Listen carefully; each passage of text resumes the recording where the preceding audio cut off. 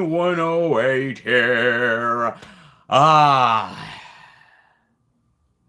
it's good to be back, baby. Oh, it is indeed. Ah, it's been a while since I've done one of these live streams, to be fair. A long, long time. Yeah, it's been a while, guys. It's been a Oh, Silhouetted Animator. Wow, thank you for the super chat right away, man. $20. Wow. Okay, dude. Thank you, man. I appreciate it. God bless, man. Thank you. God bless to you, sir. Uh, um, man, how's your year been, bro? My year has been, uh, it's been okay.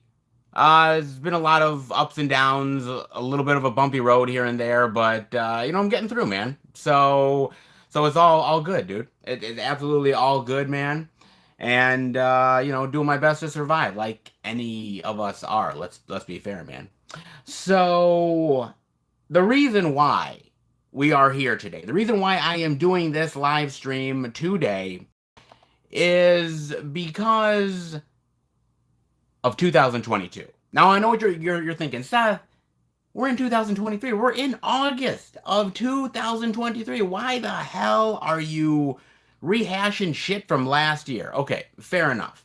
But it took me a long while to do the 2021 pickups. And if you saw that live stream, that was over 6 hours long. We ain't doing that, okay? We ain't going that long, okay? That was like a Jerry Lewis telethon, man. We ain't doing that shit, okay? This is a lot less lighter of a haul than last time around, okay? So there is that. But I think there's just as much good stuff in here, and I've watched it all. I've dived into it all. Things that I wasn't quite sure about. I wanted to make sure that I watched it all and ended up getting my opinion, good, bad, and different, for all of them, in order to give you guys a proper analysis of what's going in the collection and what's not going in the collection, right? So it's a little bit of both, man. So that is ultimately why I decided to wait a little bit. And actually, truth be told, I was going to wait till December to do this. Okay? I was like, shit, I can wait till December. And I thought, no, I really want to get this stuff actually in the collection, so that's why I decided, shit, man, I might as well do it now, get it out of the way, get the stuff in the collection, so that I can get on to other things to watch and actually dive into. So, why not, dude? So, yes, I am here. I know that this was not planned, this was not really prepared very well. I just hit you guys with it, but I figured, hey, might as well go with it and see where the night takes us, shall we? But before I do that, I just want to say thank you for being part of this live stream. Any one of you that are able to come in here, I really appreciate it. Make sure to hit the like button so that the YouTube God's algorithm, whatever the hell it is, actually recommends the channel. And if you haven't subscribed yet, definitely do that. And, well, I guess away we go. Oh, yes, away we go indeed. Guys, are you ready? Because I am. So let's dive into it. Let's get into it all. Good, bad, indifferent. Gotta love movies, baby. Gotta love physical media. And oh, I definitely do. So, to start it all off, we are going to do the only DVD that I got from 2022. Here's the thing about DVDs, guys. I don't collect much DVDs anymore. I'm gonna be fair with you, okay? I've got a lot of DVDs in my collection. I've upgraded a lot to Blu-ray, 4K, you name it, right? And yet, I don't get rid of all of my DVDs. There's certain reasons why some stay in the collection. There's certain reasons why I don't get rid of them. Some haven't even come to Blu-ray or 4K yet. And some of those titles just obviously have to stay in the collection because there's just no other edition for them. And this is a brand new movie that only has a DVD release, but It's from my main man, Chris LaMartino, one of my favorite indie B-movie directors. And I had to pick it up because I love the guy so much. And that is none other than Out There Halloween Megatour. Okay. So you're probably thinking to yourself, what the fuck is this? Out There Halloween Megatour? What? Okay, so have you guys ever seen the WNUF Halloween special? Because if you have, this is the sequel to the WNUF Halloween special. True story. I ain't lying, okay? Just spitting facts, man. So I'm kind of curious as to what this was about, because when he announced that he was making a sequel to the WNUF Halloween special, I was like, okay, man, you kind of got me intrigued, because I love the WNUF Halloween special, man. I think it's absolutely fantastic. I love it. I think it's great. It's all kinds of awesome, man. I absolutely dig it. And so I had to watch it. And you want to know what? I really like this movie. I absolutely really dig it, man. Is it perfect? No. Is it as good as the WNUF Halloween special? I don't know if it really is. Silhouette emitter video quality is not good. Really? Okay. Don't know if I could fix that or not. Hold on a second. Work in progress, folks. Let's see here. Video quality. Let's see here. Let's see. Yeah, maybe the Wi-Fi is messed up. Possibly the Wi-Fi is messed up, guys. Maybe, kind of, sort of. I don't know. Let's see here. There.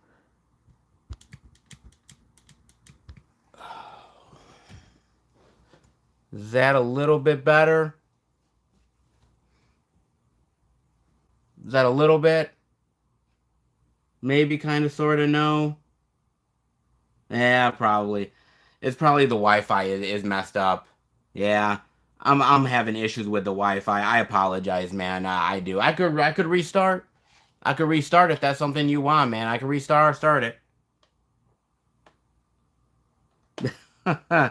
Nah, keep going. Okay, man. I'll keep on going. Good, bad, and indifferent. Yeah. Well, the quality could be a bit better. I don't know. Well, sorry, guys. Sorry. I'm doing my best. Actually, it's fine on my end. Like, right now, the way I'm looking at it, it's fine. It's actually not that bad. So, but, no. Okay, well, we'll keep going, man. We'll keep on going. Good, bad, indifferent. We'll see. Hopefully it improves, man. But yes, the WNUF Halloween special sequel. Yeah, this is kind of cool. I did like it, man. And I thought that Chris LaMartino did a really good job. So all things considered, yeah, I did kind of like this one. So it is staying in the collection. I'm hoping down the road it gets a Blu-ray release. You know, WNUF Halloween special, I had it on DVD for the longest time, and then TerrorVision put out the Blu-ray, and then I was like, okay, cool. TerrorVision is putting this out. I really like it, so you know what? I'm going to give this one a go. So that's what I did. So hopefully down the line this gets a Blu-ray release. I will upgrade it, but until then, I'm going to keep the DVD. I really do like it. It's a solid sequel. Not nearly as good as the first film, but then again, how many sequels are actually really as good as the original? Very few and far between, so I don't really fault him. It's still a really, really great movie, so yes, the WNF Halloween special. If you have not watched it, I'm pretty sure you can get it maybe through Amazon, or I know you can get it directly from Chris LaMartino himself through, if you contact him through Facebook, you could probably get it as well from him. Pretty positive on that, guys. So, from the only DVD that I got in the collection, which, if you're going to get one DVD, I guess you might as well get the WNUF Halloween special sequel. Why not, man? To the first Blu-ray that I'm showing off, and this one I got last year, and I really, really, really enjoyed it, man. I really did, actually. I thought it was really rock solid. Really, actually liked it a lot, man. And I got to admit, if they make more of these, I'm just buying them, dude. I don't care how much they're charging, 60, 70, $80. Fuck, I'll pay it, man, because they put all the effort into these. They're amazing. And that is none other than In Search of Tomorrow. The definitive 80s sci-fi documentary, man. This thing is absolutely fan-fucking-tastic, okay? I am a huge, and I mean huge fan. Oh, there is no relation to Escape from Tomorrow. No, absolutely not, man. No, this is a great 80s sci-fi documentary, man. It's the same guys who did In Search of Darkness, 1, 2, and 3. It's the same dudes, and basically they just went to the 80s sci-fi route. And it is so great. They go from Star Trek to RoboCop to Predator, Alien, you name it, man. They literally are just spanning the entire decade, different types of sci-fi, whether it's more action sci-fi or thriller sci-fi or just basically, B-movie sci-fi. I mean, they go all over the place, man. And it is fascinating as hell. It's 300 minutes long. Let me say that again for y'all. 300 minutes, okay?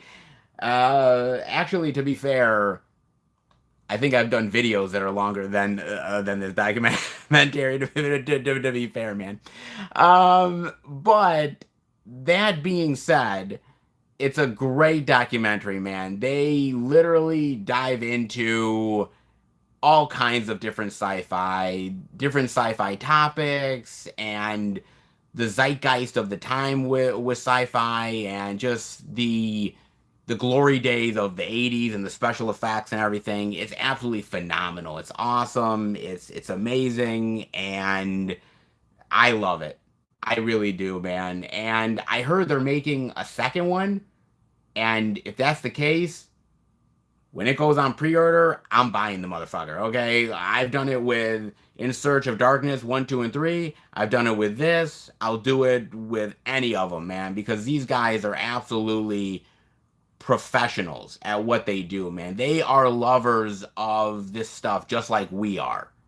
And it absolutely shows, man. It's fucking fantastic. Love it to death. In Search of Tomorrow is phenomenal. It's great. And I highly, highly recommend it, dude. In Search of Tomorrow, amazing. Absolutely fantastic, dude. So, God, after you get two of those, man, it's kind of hard where you're going to go next necessarily. But, I think we'll just dive into some of the regular stuff, man. And might as well go with a little Unearthed Films love. I think this might be the only Unearthed film I have from 2022 that I end up picking up, man. But this is a great movie. Love this movie. And when they announced it, I knew I had to pick it up. And that is none other than No Escape. No Escape, baby. Ray Liotta. Actually, it's kind of funny because the year is 2022. In the prison of the future, escape is impossible. Survival isn't much easier. This is a great, great sci-fi movie. First of all, rest in peace, Ray Liotta, because Ray Liotta was an awesome actor, and we all know Ray Liotta from Goodfellas, right? Of course, it's always Goodfellas, man. And truth be told, he was fucking awesome in Goodfellas, so I kind of get it, right? I understand it. It makes sense, man. But he's done some really great stuff outside of the gangster stuff. And No Escape is absolutely amazing. It's one of those great little sci-fi survival tales, which is really awesome. Kevin Dillon is in here as well. Ernie Hudson, great fucking cast. The whole like post-apocalyptic sci-fi aspect to it, I thought was cool. I mean, 2022 didn't actually end up looking like No Escape, but you know, I guess that's a good thing. I guess it is, man. No Escape is really, really phenomenal, man. Yes, it is actually an unearthed release, man. Crazy enough, yep, right there. Unearthed, man. Right there, dude. Unearthed.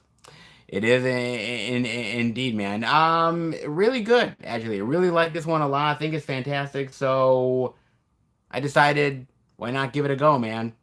No Escape was really, really good. I loved it for a long time, and the Blu-ray's great. Got a ton of great special features here, man. It's got a lot of featurettes on the making of, interviews, really fantastic.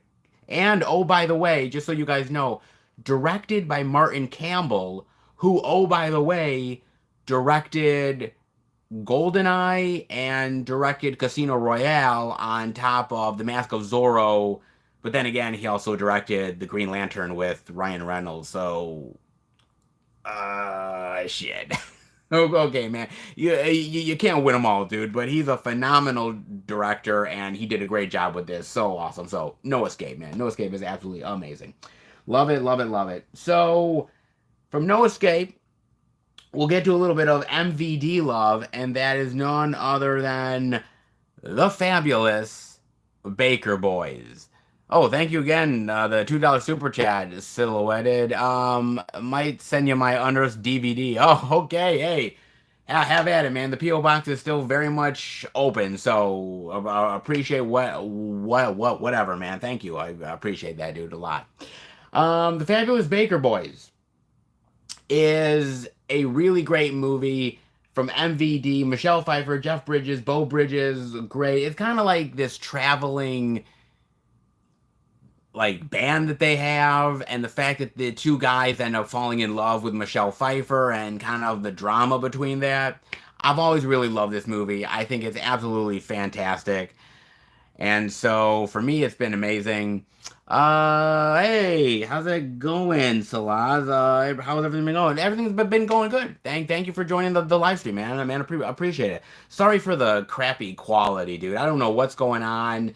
On my end, it's looking fine, but on the live stream end, it's looking a little bit like shit. So I do apologize, man. Just bear with me. Hopefully it improves, but something tells me it's not gonna improve. I don't know. Let me see. Maybe it might. There's another way it might. I don't know if it's gonna work or not, but we'll give it a go. Hold on one second, guys.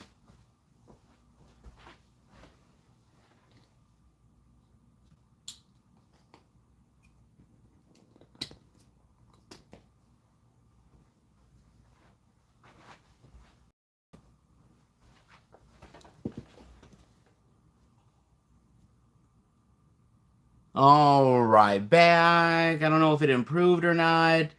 Maybe it didn't.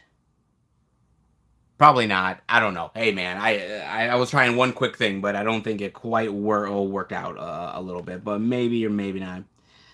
All right, so thanks for being part of the live stream. Appreciate it, guys. Appreciate it very much.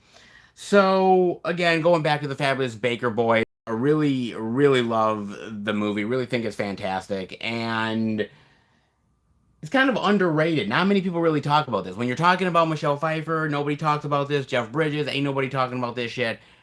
But it is a really solid film. Really, really like it a lot, man. So yeah, I really like this one a lot. MVD announced it. I was down to grab it. So yeah, it's not everybody's cup of tea, but it actually happens to be mine. Really, really do dig that one quite a bit, man.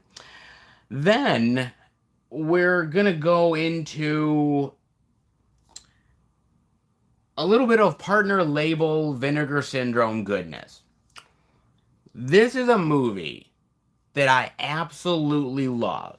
I absolutely 100% love this movie. I had the made on demand disc from Amazon that I got years ago, And when I believe it's Gunpowder and Sky, when they ended up announcing this, I knew I had to pick it up, man. Absolutely knew I did, because a great edition of this is fucking phenomenal.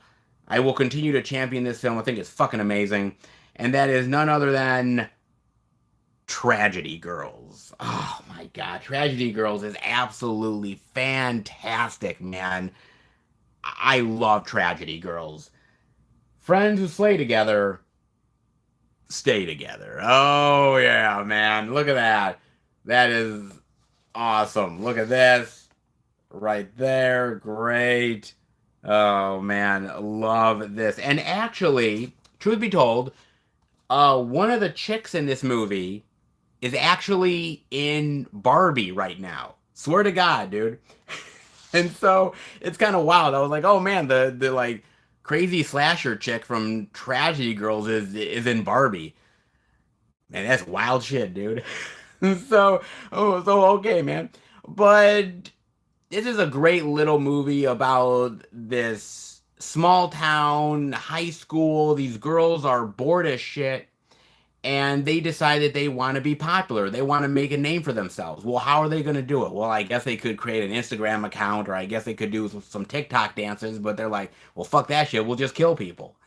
And that's what they do, man. And it's really awesome. And I really like it. And I thought the humor was great. I love the kills. I love the characters, the quirky sensibilities. I think it's absolutely fantastic, man. So yeah, it's really fun. It's really fantastic. I really liked it. So for me, it was really great, dude. So I had a ball with this. This was really really fun for me, man. It really truly was. So yeah, and oh yes, yeah, the other chick in here is Negasonic from Deadpool. Yeah, you are right. Yeah, so it's kind of weird. Like, this is one of the unknown movies. Like, when you think of those two actresses, this movie doesn't even come up. But this is where I first found both of them, and I've loved this movie ever since. And so I don't always buy the partner label stuff, to be fair. I gotta admit, the partner label stuff, it's not that the partner label stuff is bad, it's that a lot of it just doesn't really speak to me. And when it does, I buy it, and Tragedy Girls was one of them. So damn glad to finally own it, and a really great, fucking awesome edition, man. So if you've never heard of Tragedy Girls, give it a chance. If you like a quirky horror comedy slasher flick, it's actually not half bad. So this is pretty good, man. Tragedy Girls, pretty rock solid, actually. Dare I say? But then we're actually going to Vinegar Syndrome themselves, dude, because Vinegar Syndrome, man, sometimes they really hit it out of the park, and other times not so much. But with this release, when they announced this, I knew I had to buy it, dude. It's out of print now. Damn glad I got it back in 2022 because I wasn't missing out on this release. Man, long time coming for a great edition of this, and that is none other than Dead Heat. Oh man, this is awesome. Oh, I love Dead Heat, man. Okay. Oh, God. Joe Piscopo, Treat Williams, by the way, rest in peace, Treat Williams, who was fucking amazing, man. Treat Williams was fantastic. Rest in peace, him. This is a great, great movie, dude. I remember watching this back in the day on VHS, man, long ass time ago. It was so cool. I loved it. I thought it was fucking amazing. And so for me, this was a no-brainer. I had to pick this thing up, dude, and it did not disappoint. I love all the special features here. The picture looks stunning. So good. Oh, absolutely fantastic. So Dead Heat, man. So fucking awesome. So awesome, dude. So fantastic. Silhouette Animator, it's a good movie. Yes, it is a very, very great movie. Absolutely agree with you. They put out some great sexy stuff for Andy Warhol's Dracula. Yeah, that was pretty bad, dude. I ain't gonna lie, man. But that's more so the movie. Yeah, the movie's shit. But hey, some people like it. God bless their heart and soul. It ain't me, but somebody likes that shit. If you can find a good copy of Dead Heat, do it. But I'm gonna be honest with you, most of that shit now you're gonna have to find on eBay, and you're gonna be paying like a motherfucker. So hey, that's up to you, man. Okay, so enough of Dead Heat. We're gonna go from Vinegar Syndrome, and we're gonna go with a little bit of Vestron love. Okay, and actually was kind of interesting with Vestron. Some amazing titles. This is one that I don't see many people ever talking about. And it's kind of shocking because I love this movie. I love the two Corys. And this is probably one of their best. And that is none other than Dream a Little Dream of Me. Oh, Dream a Little Dream, baby. The Blu-ray Digital Collector Series Edition. With dreams like these, who needs reality? Seriously. Oh, man. Dream a Little Dream is so great. I love this movie back in the day. Corey Feldman is great here. Corey Haim is fantastic. I love both of them. Jason Robards. Man, old school actor Jason Robards is fantastic, man. So cool. I love this movie, man. It is quintessential Corey's. Okay, there's no doubt about it. Corey's quintessential, no doubt about it, man. You could argue, okay, Lost Boys, yes. License to Drive, okay, fair enough. But, man, Dream a Little Dream is fucking fantastic, dude. And I think a lot of people end up forgetting that this was a Vestron release, man. I mean, we all remember a lot of great Vestron titles, but this one kind of, I don't hear a lot of people talking about it. And it's so good, dude. I've always really dug this movie, and to get a really great edition release of this is fantastic, man. I love the special features, and just to have a great edition of this is awesome. And of course, it's going in the collection, man. Come on. Seriously. Oh, man. It's very, very nice, dude. Planet Mondo, glad to see you live again, man. Feels like I haven't seen you live in a year. Yeah, it's been a long time, actually. I don't think it's been quite a year, but it's been damn close to it, actually, man. Again, sorry for the picture quality. If the picture quality's messed up, I swear to God, I did not do that intentionally. It's just not my fault, dude. Oh, man. Okay. So it was kind of rocky there. Oh, it went up a little bit? Okay, great, man. Yeah, okay, well, whoo, it'll probably get bad again. Okay, just saying, dude. But yes, Dream a Little Dream is great, and I don't have all of the Vestron releases, to be fair. There's actually a couple that I wish I got, which I don't have, which really now fucking pisses me off. But that being said, anytime now that I know that I want a Vestron title, I'm picking it up, okay? Because let's be fair, some of these titles, man, once they're out of stores and once they're like off of Amazon and shit, it's hard to get them. So Dream a Little Dream is great. I'm glad I picked it up, dude. Just saying, man, absolutely awesome, dude. But then I guess we're gonna go to Kino Lorber, right? We're gonna go to Kino Lorber because as much as I love Vestron, I love Kino Lorber even more. And I gotta admit, man, Kino Lorber is hitting it out of the park. They are doing the Lord's work, okay? They really are, man. I mean, have you seen some of the shit that they've been announcing? It's been absolutely wild, dude. It's been amazing. And 2022 was no exception, man. Absolutely fantastic. And this is a great movie that I love. It's a classic John Woo movie. A classic Jean-Claude Van Damme movie, and you bet your ass that I was going to be putting it in the collection because, well, let's be fair, your collection really isn't complete unless you have some Jean-Claude Van Damme badassness in the collection, and adding more to it is definitely a good thing when we talking Hard Target, baby. Oh, yeah, look at that, man. Don't hunt what you can't kill. Oh, what the hell, dude? God damn, I love this fucking movie, dude. Man, come on, dude. This is fucking awesome.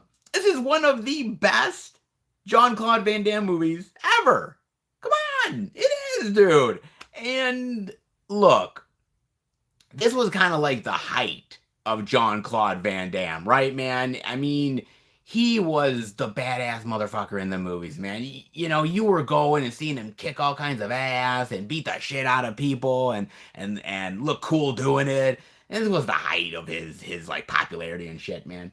And he was so good. So fucking fantastic, man. I love this. I thought it was really just badass, and I love the action scenes, and John Woo's directing style is awesome. One of my favorite John Woo movies is Face Off, and this is right up there as well, man. So fucking cool, man. I mean, I have other John Claude movies in the collection, to be fair, man. I mean, they're not always the greatest. I mean, I have Street Fighter. Hard Target is better than Street Fighter, to be fair. But I like cheesy John Claude. I like badass, kick-ass John Claude. This is more of the kick-assery John Claude, man. And it's so fantastic. And great 4K as well. So cool. Kino Lorber be here, killing it, baby. And I had to pick it up. Just saying, man. Just had to do it. There was no doubt about it, man. Let's see. Picture quality is clear, and by the way, thank you, Plan. It's probably gonna ebb and flow depending, you know, my Wi-Fi sucks ass, dude. Just saying, man.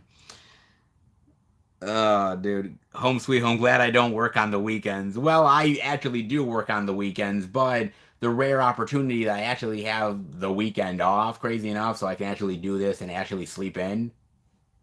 What? I know, man. Crazy. So, where are we going? You know what? We've shown off Kino, we've shown off Vestron, we've shown off Vinegar Syndrome, shown off a bunch of them. How about we go a little bit of Severin love, right? How about we do Severin, man? And I got to admit, Severin is great. I love Severin. And yeah, we can complain about, well, is it a slipcase or is it a slipcover? You know, what the fuck? We can complain about that, but that's all bullshit, okay? They're a great company that's putting out some great fucking titles and great fucking releases, okay? And you gotta appreciate what they're doing, man. And I definitely do. And in 2022, they put out this really great movie that I had no idea about this movie. I knew it had Dennis Hopper in it, and that's what instantly sold me. And then watching the movie, I realized how goddamn good it actually is, and that made it even sweeter. And that's talking about Out of the Blue. Oh, yeah, baby. Look at this, man.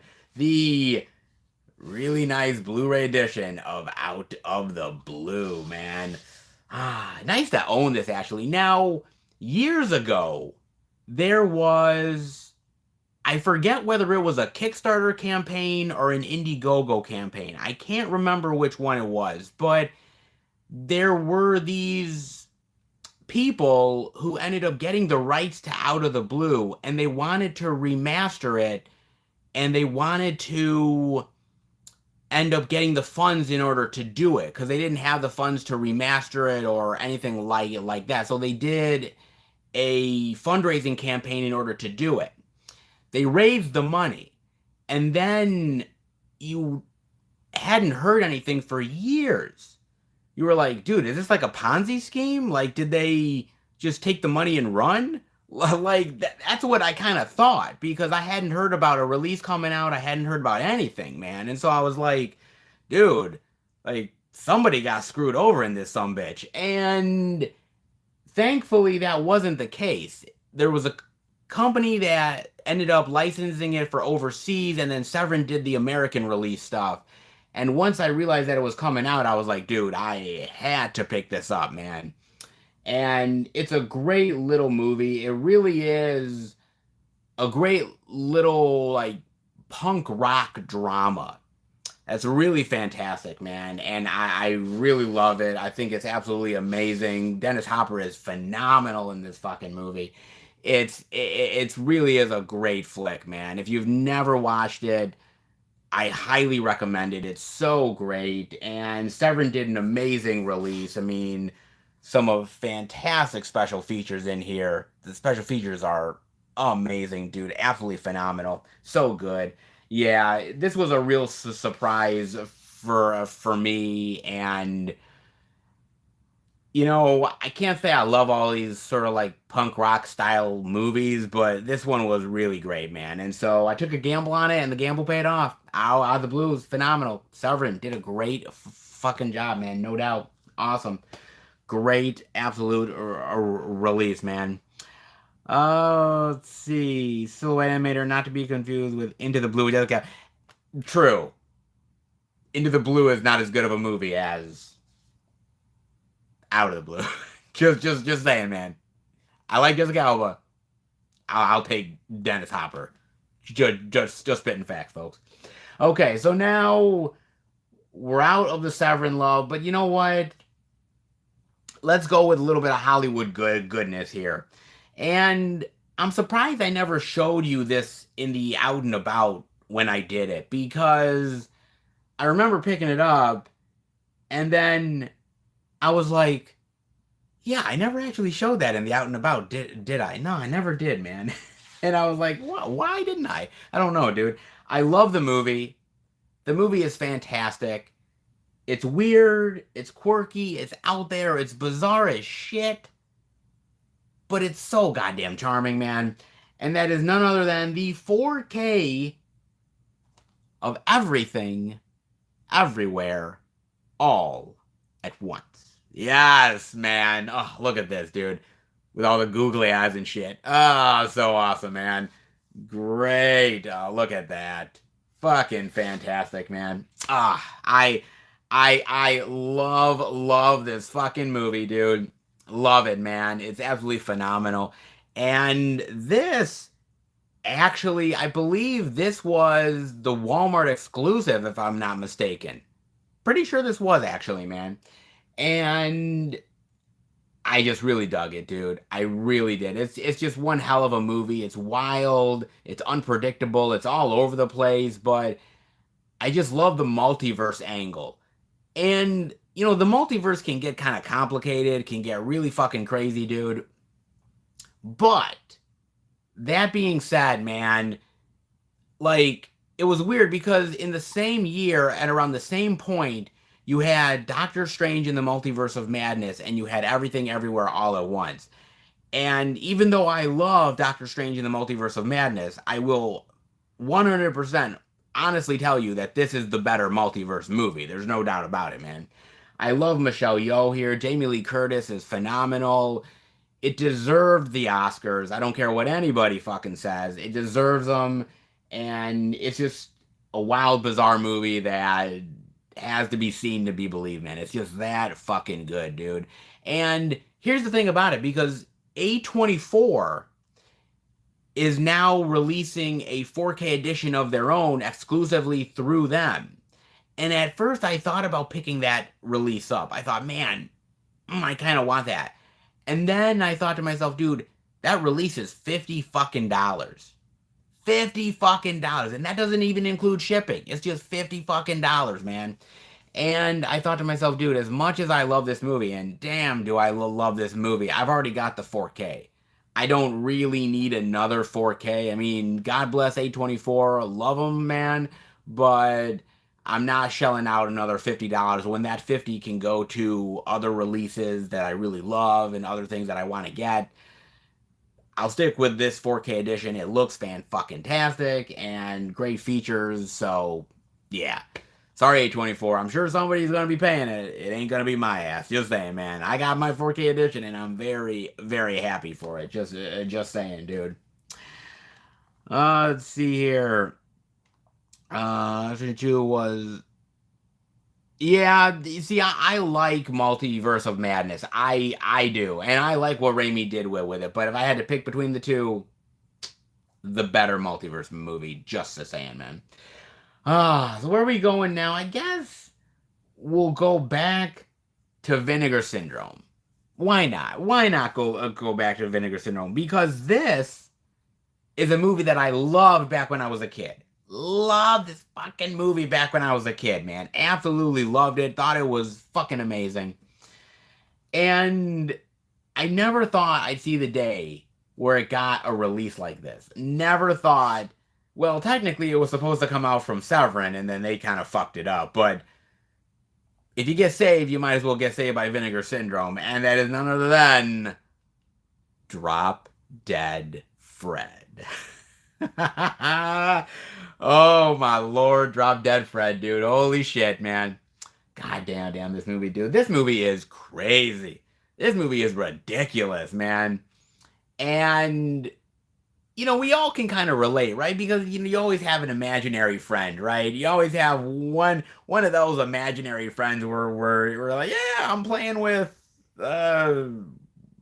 Ricky or whatever, and they're like, who the fuck is Ricky? Well, I don't know. You can't see him.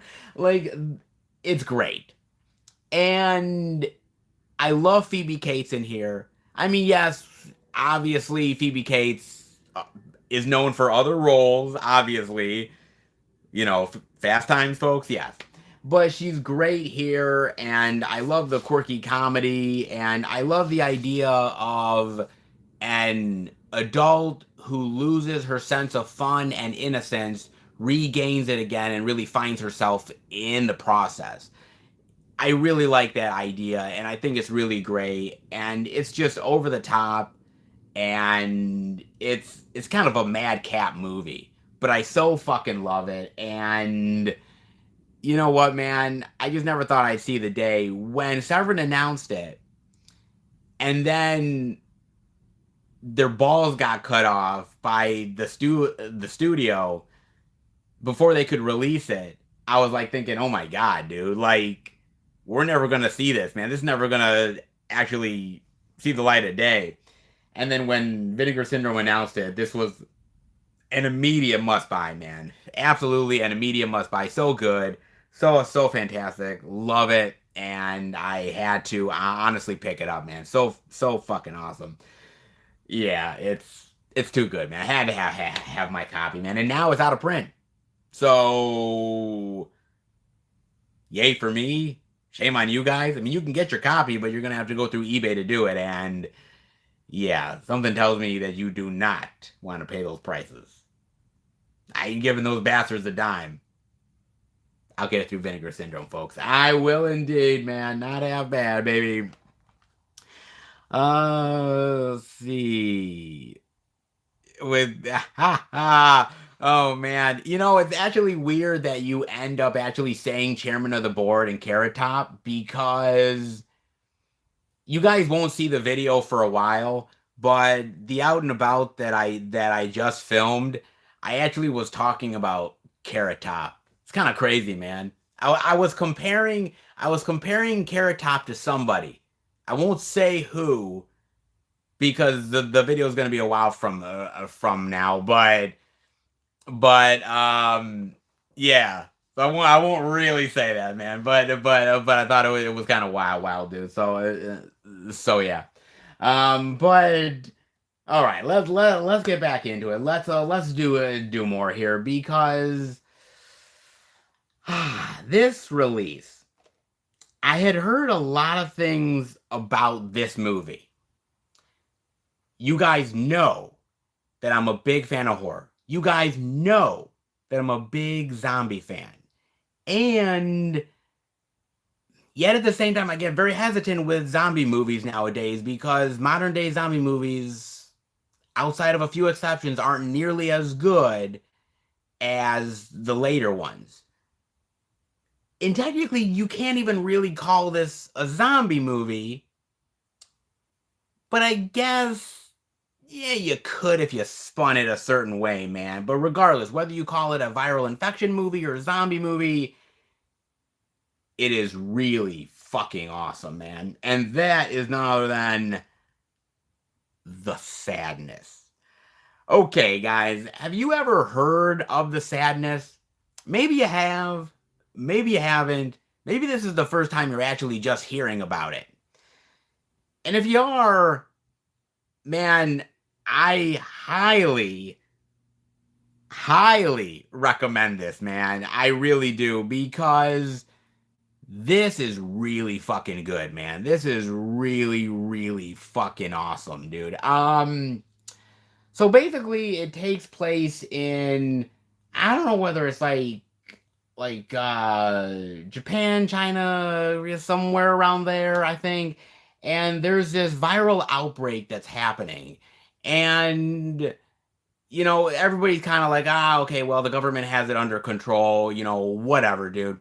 And then one day, like, somebody starts like raging at somebody, like people are like attacking people and biting people and fucking hacking them to pieces, and they're like, what the fuck is this, man? And suddenly the next thing you know, it's like spreading like wildfire. Like everybody is just fucking losing their shit, man. And they're starting to like bleed from the mouth and the eyes, and they're just fucking going crazy, man.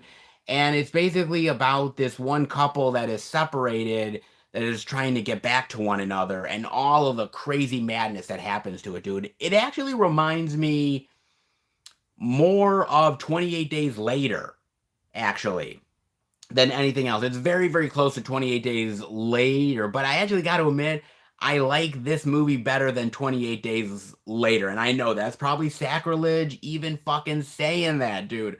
But I really love this movie, man. I think the blood and the gore effects, the makeup stuff is absolutely phenomenal. The kills are gruesome as shit.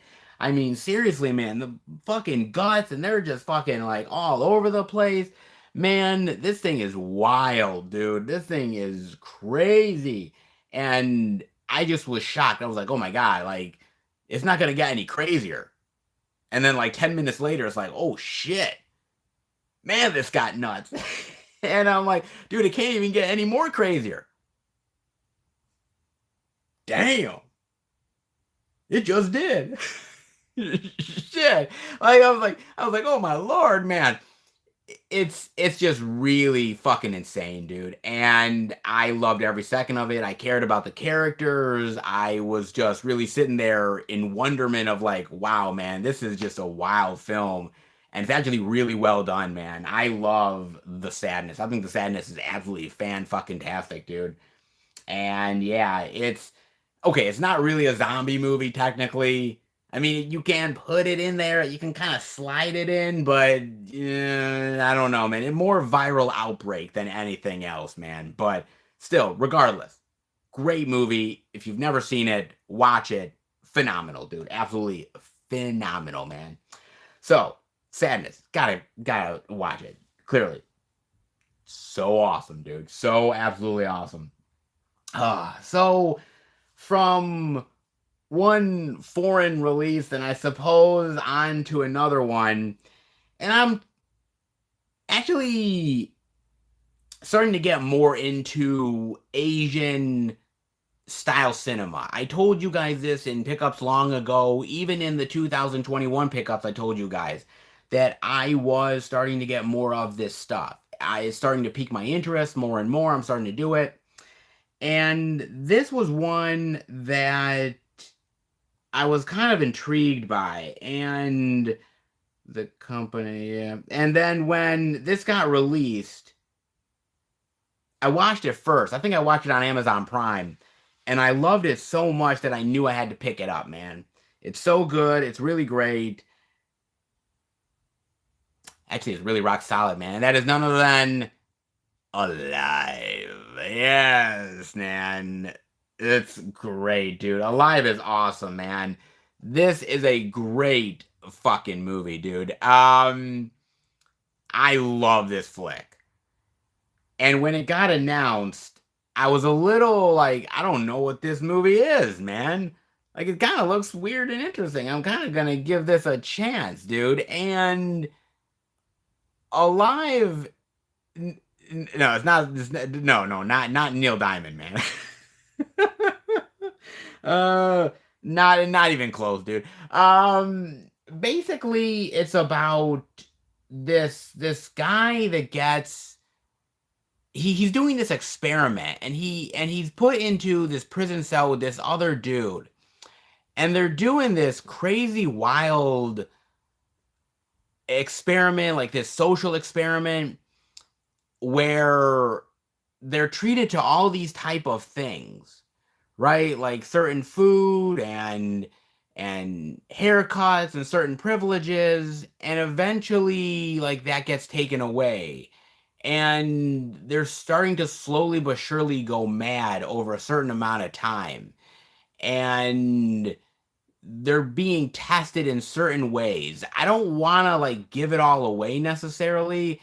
It's kind of unpredictable. You don't know where it's going necessarily, but it's very intriguing what these guys go through and the experiment that's being done on them and to them.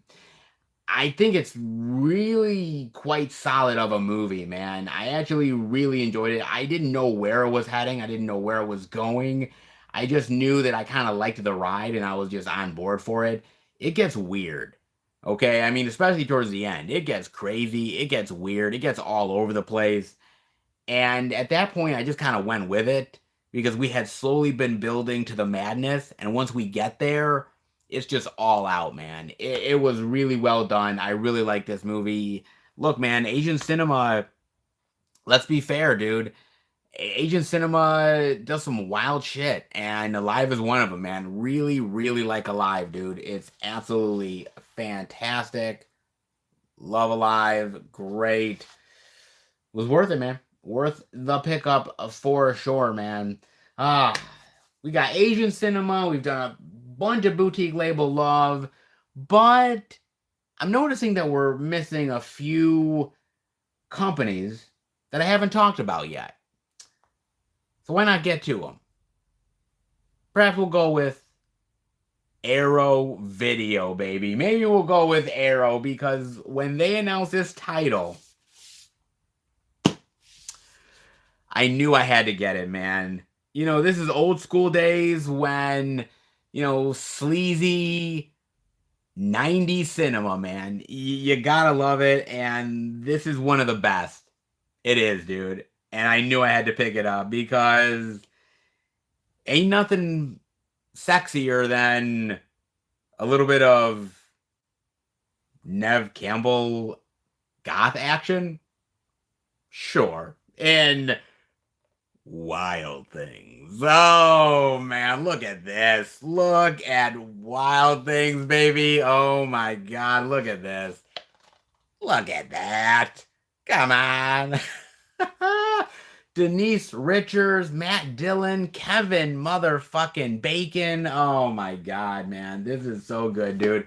Holy shit, man. I remember when this movie came out, and this was like the talk of the town, dude, because everybody was talking about the crazy sex scenes. They were talking about, oh, Kevin Bacon gets naked. Oh shit, man. Like they were talking about this movie, man. It was like forbidden cinema or something. Like, oh shit. And you knew, me being like a teen at that point, like okay, you're talking about forbidden fruit, you're talking about how this movie is so wild and crazy and sexual. I'm like, of course I gotta watch this shit. Come on, man. It's like candy to a teenager. Of course they're gonna fucking watch this, man. And it is really, really great, dude. The performances are awesome here. So many great twists and turns. There's double crosses and triple crosses and quadruple crosses and like, oh my God, man, you don't know who to trust. It's so great, man. I love this movie. It's so well done, and this was at the height of Denise Richards. This was at the height of Matt Dillon. This was at the height of Nev Campbell. I mean, this was very much like highly anticipated at this point, man. And so it still holds up to this day, man. Rewatching it, I just love it, man. I thought it was so great, dude. And for me, it had to be a must buy, man. It was so good, dude. Had to, man. I love me some Wild Things, man. And the special features are so great. Tons of special features, man. And it comes with like the booklet and the poster inside and everything. So great. Arrow, you guys know how Arrow does it, man. Arrow's so fucking good, man. So yet another one to add to the Arrow collection, baby. Not half bad, man. Pretty goddamn sweet indeed. So animator, so many double crosses, it becomes a of infinite crosses. Yes, it truly does, man. Oh, it's so good, dude. So fucking awesome, man. Mm, so fantastic, dude. So I showed off Arrow, but you want to know what? I gotta end up talking about a little bit of Scream Factory goodness, right? Because we be missing Scream Factory here, and I got a lot of Scream Factory to talk about.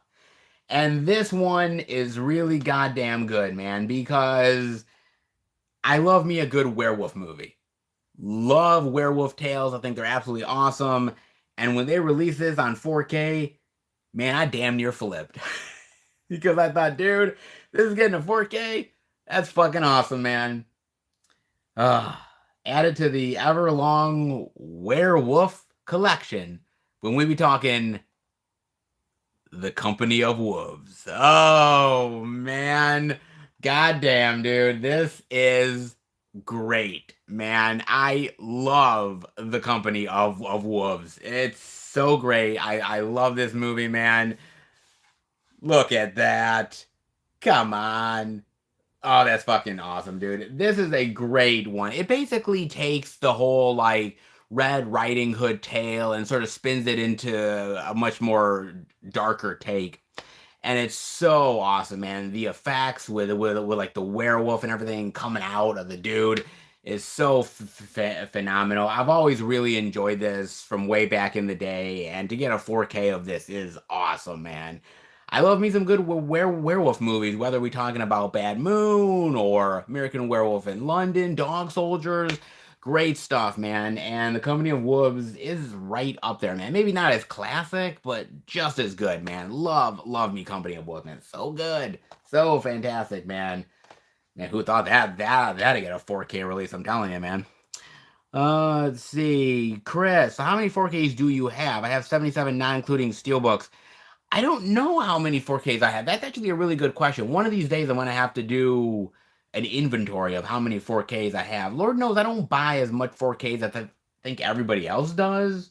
I mean, I like 4K, but I don't think 4K is needed for everything. Like, I don't go out of my way to buy everything 4K.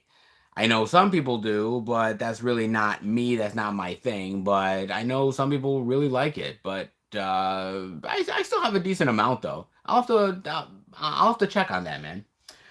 I really will. Well, I guess now we'll go back to Vinegar Syndrome goodness, because I got a lot of Vincent to show off as well, man. I got a lot of boutique label goodness.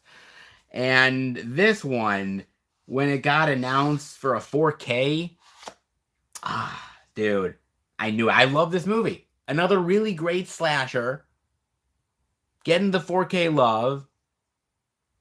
Might as well. When we picking up Madman, baby. Madman Mars. Yeah. Oh, dude. Madman, baby. I love this movie. It's really great. Is it as classic as a lot of the other slashers? No, not necessarily, but I still think it's really fun. I love the kills. I love the bad guy. I love the creepy atmosphere to it. It's cheesy, it's ridiculous, but it's really fun, and I really like it. Very old school. I definitely dig this one a lot, man. Great fucking 4K, man. Look at that. Awesome. Madman, baby. Yeah, I love it, dude. If you like good slashers, if you like really good diving in, just having fun, teenagers getting killed, Madman is for you. It's not the most entertaining, but I think it's pretty goddamn rock solid, man. I love Madman. Love Madman. Fan-fucking-tastic, dude. Think it's absolutely phenomenal. Had to pick it up, dude. No doubt about that, man. And then we're going to go to more partner label goodness. Because for the longest time, I had no idea if this was ever going to see the light of day for a physical media release. I had heard about this documentary for the longest time. I had heard about this thing that well, it's going to come out at some point, and every single year it was never coming out, and I kept hearing, well, it's delayed, or well, we're looking for a distributor. I kept hearing all these things, and I'm like, okay, I'm never going to see this one, man. But I'm damn glad it finally came out, because it's fucking awesome, and it literally has to deal with one of my favorite horror franchises of all time, Nightmare on Elm Street. And, you know, we talk about Survivor girls, but we ought to be also talking about Survivor guys when we be talking about Scream Queen. Oh, yes, baby. Look at this, man. This is pretty goddamn cool, dude. The claws are definitely out. My Nightmare on Elm Street. This is a documentary that is about the actor who played Jesse, okay, in Nightmare on Elm Street 2, Freddy's Revenge. And it's about him who, you know, starring in this movie, and how it really changed his life, but it didn't technically change his life for the better.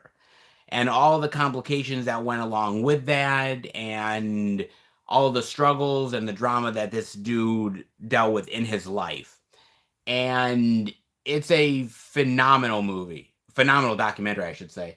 It's really great, dude. And in fact, I met this guy. At a horror convention. And he is really, really great, dude. I met this guy, and this was way before the documentary came out. And he was talking to me about the documentary and how they were trying to find distribution for it and everything. This was way back.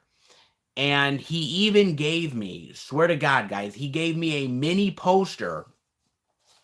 He gave me a mini poster of this artwork right here, where he actually signed it. And that's before it ever came out. That is before the documentary ever saw the light of day. He gave me a mini poster with his signature on it that I have still to this day, man. And he was the greatest dude, really nice, gracious, humble, really awesome guy, man. And he was talking to me about the documentary and everything, and he's a really honest dude, man. And it's just a shame what happened to him, man. I mean, all the complications in his life from just one movie, and all the struggles that he had to deal with, man. But he's come out on the other side better, stronger, and he's just really great, dude. So for me, this is an amazing documentary. If you are a fan of Nightmare on Elm Street like I am, a fan of the films, this is a must watch, man. Especially for the only, you know, big male survivor within the franchise. I mean, what this dude went through was crazy, man.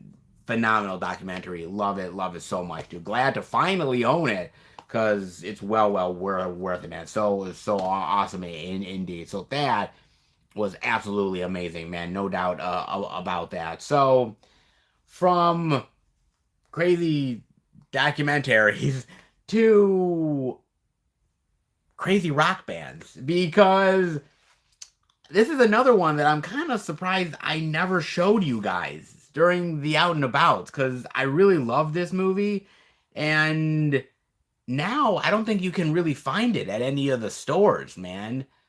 I don't see it anymore at Best Buy. I don't see it anymore at Walmart or even Target. I don't really see this anymore, dude. And when I picked it up back in 2022, I just loved the movie and I wanted to have it, and I'm kind of glad that I do now, because, yeah, you could probably get it through Amazon, but I got it with the slip, good condition. So, dude, I love me some Foo Fighters. And when they go crazy, even better, man. In Studio 666. Oh, man, look at this, dude. Oh my God, dude. Studio 666, man. This is such a great horror comedy, man. I love this movie. And I love the Foo Fighters. And I thought this was fun. Man, I thought this was really great, humorous as hell. Okay, look, the Foo Fighters aren't really the greatest fucking actors in the world, man, but you knew they were just having fun, man. You knew they were having a boatload of fun and they were loving what they were doing, and it was just great. I mean, all around, just fantastic, man. And I love the gore effects and the cool little kill scenes, and I thought it was great. I really did, man. It really felt like they were fans of old, like, Sam Raimi stuff and a lot of horror comedies from back in the day. And it just felt like they just wanted to make a cool little homage horror flick. And I think they did a pretty good job at it. I think they really did, man. I think it's fun. I really do, man. And glad to own it in the collection, man. I can't say that I would like to see a lot of bands get killed. I wouldn't even actually like seeing Foo Fighters get killed because I like the Foo Fighters, but they die really well. They really do, man. Foo Fighters is awesome. This movie is awesome. Great horror comedy. Love it, love it, love it. To death. No pun intended. Just saying, man. No pun intended, indeed, man. So now we'll go back to Severin. We'll go back to Severin a little bit more. Severin love, because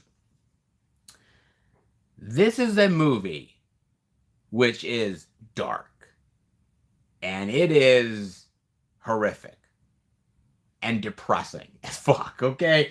But it's really disturbing in all the wrong ways, but it's really well done. And I really wanted it in the collection. I actually owned the old school Blu-ray release. But, man, when Severin announced it, I knew I was going to get it through them. I was either going to get it through Severin or through Arrow Video. Because Severin had the North American rights, Arrow had the international. Either way, I was going to get it. But I went with Severin instead of Arrow. And that is none other than Don't Go in the House, with the exclusive limited slipcover. Look at that. That is awesome, baby. Look at that, man. In a steel room built for revenge, they die burning in chains. Yeah, look at that, man. I love that, dude. Severin Video right there, man. Oh, dude, that is so cool. And look at the back, man.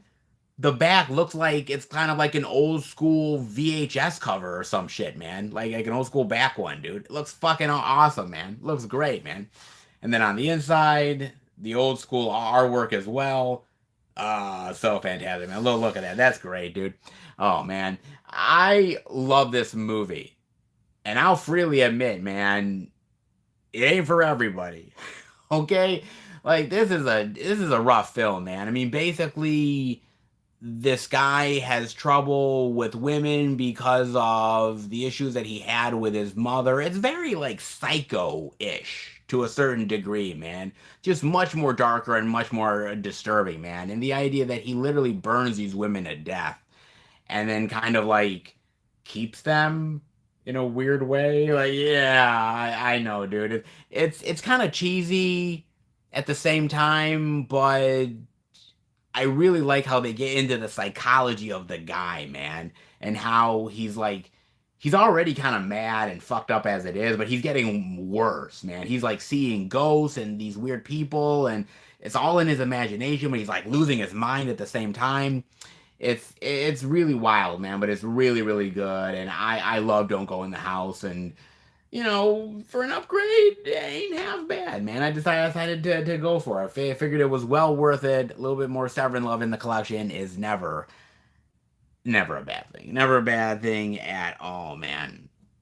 So now, I guess we'll go more Kino lore. We'll go back to Kino a bit. And this is a movie that I absolutely love. I love Jim Carrey. I love how he portrayed this great comedian, this great artist. It's a really solid drama, really solid comedy, and I think it's one of Jim Carrey's best movies of all time. And that is none other than Man on the Moon. Man on the Moon. A little bit of Andy Kaufman love, ladies and gentlemen. You know what? Look. Oh, I love the REM song. I fucking love the REM. I'm a big REM guy, dude. Okay, so like the Man on the Moon song, classic. Love it, okay? And you know, there is certain people that are born to portray certain artists, right? Like you see these biopics, and if you guys saw the Out and About where I talked about the Whitney Houston biopic, I ended up saying she looks nothing like Whitney fucking Houston. Like it took me right out of the goddamn movie, man. Like this chick, like yeah, she's trying to portray Whitney, but she doesn't come off as Whitney Houston. Jim Carrey comes off as Andy fucking Kaufman, man. He does a great fucking job. This guy literally, mind, body, soul, you name it, went into fucking being Andy fucking Kaufman, man. And it was absolutely awesome and amazing.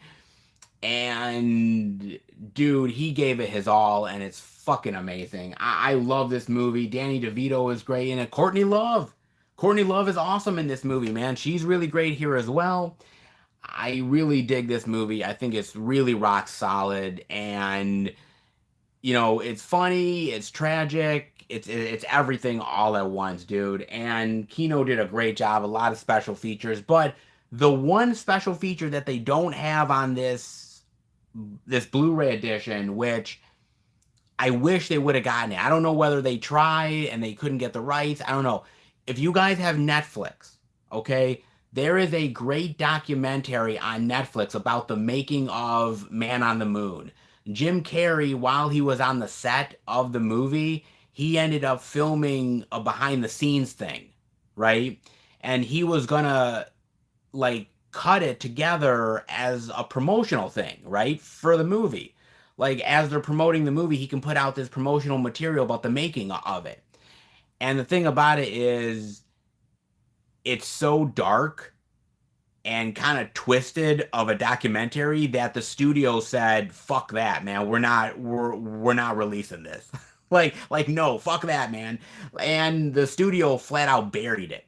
Seriously, the studio just buried the shit out of that documentary, man. The behind the scenes, they didn't even want to deal with it, man.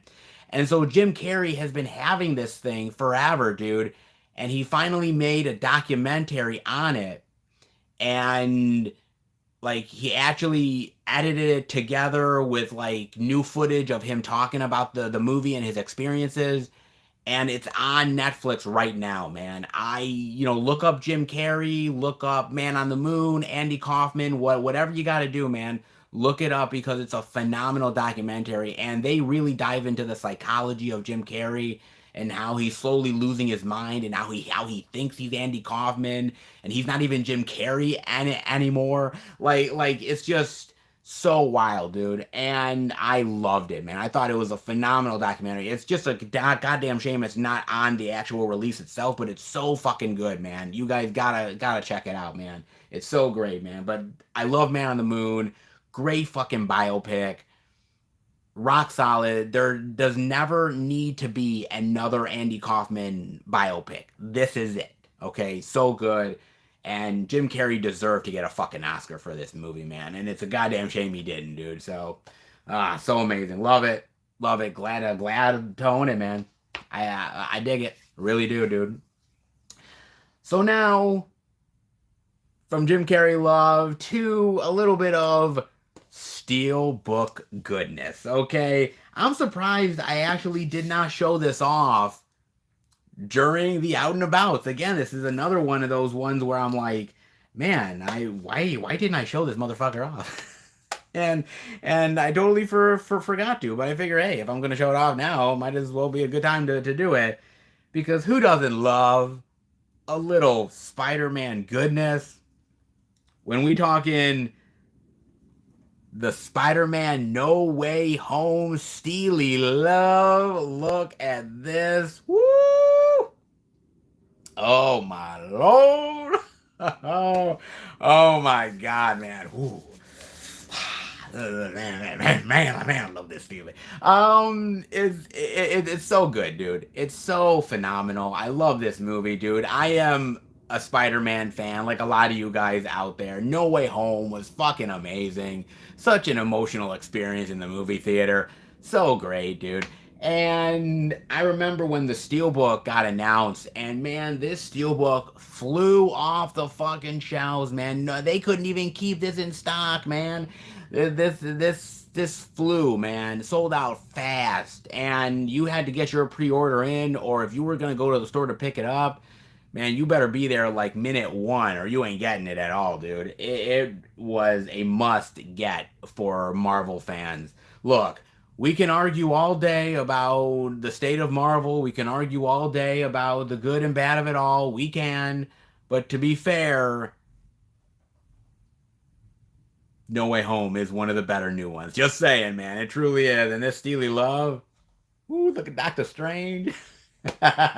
So good, dude. Glad I got my copy. Just saying, man.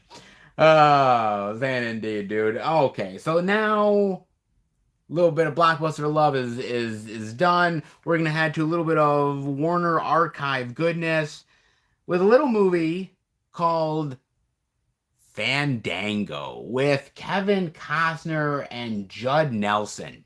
Now, I won't really spend a lot of time talking about this movie, but I will say this is a great little sort of friends on this road trip and the complications and the drama and sort of the growing pains of life type of movie. It's really well done. It's a really great early Kevin Costner movie before Kevin Costner was Kevin motherfucking Costner. It really is great. It's funny, it's heartfelt, it's dramatic, really, really rock solid. Really enjoy this one a lot, man. If you've never seen this one and you are a Kevin Costner fan, give this one a look. It's really, really fucking phenomenal, man. Actually, really, really good, dude. Let's see here. I do like No Way Home, but it's not as good as some people say, but I still like it. Oh, you're the Walmart exclusive. Yeah, they had a lot of exclusives for No Way Home, man. They had a ton of them. It was kind of like, which one do you pick?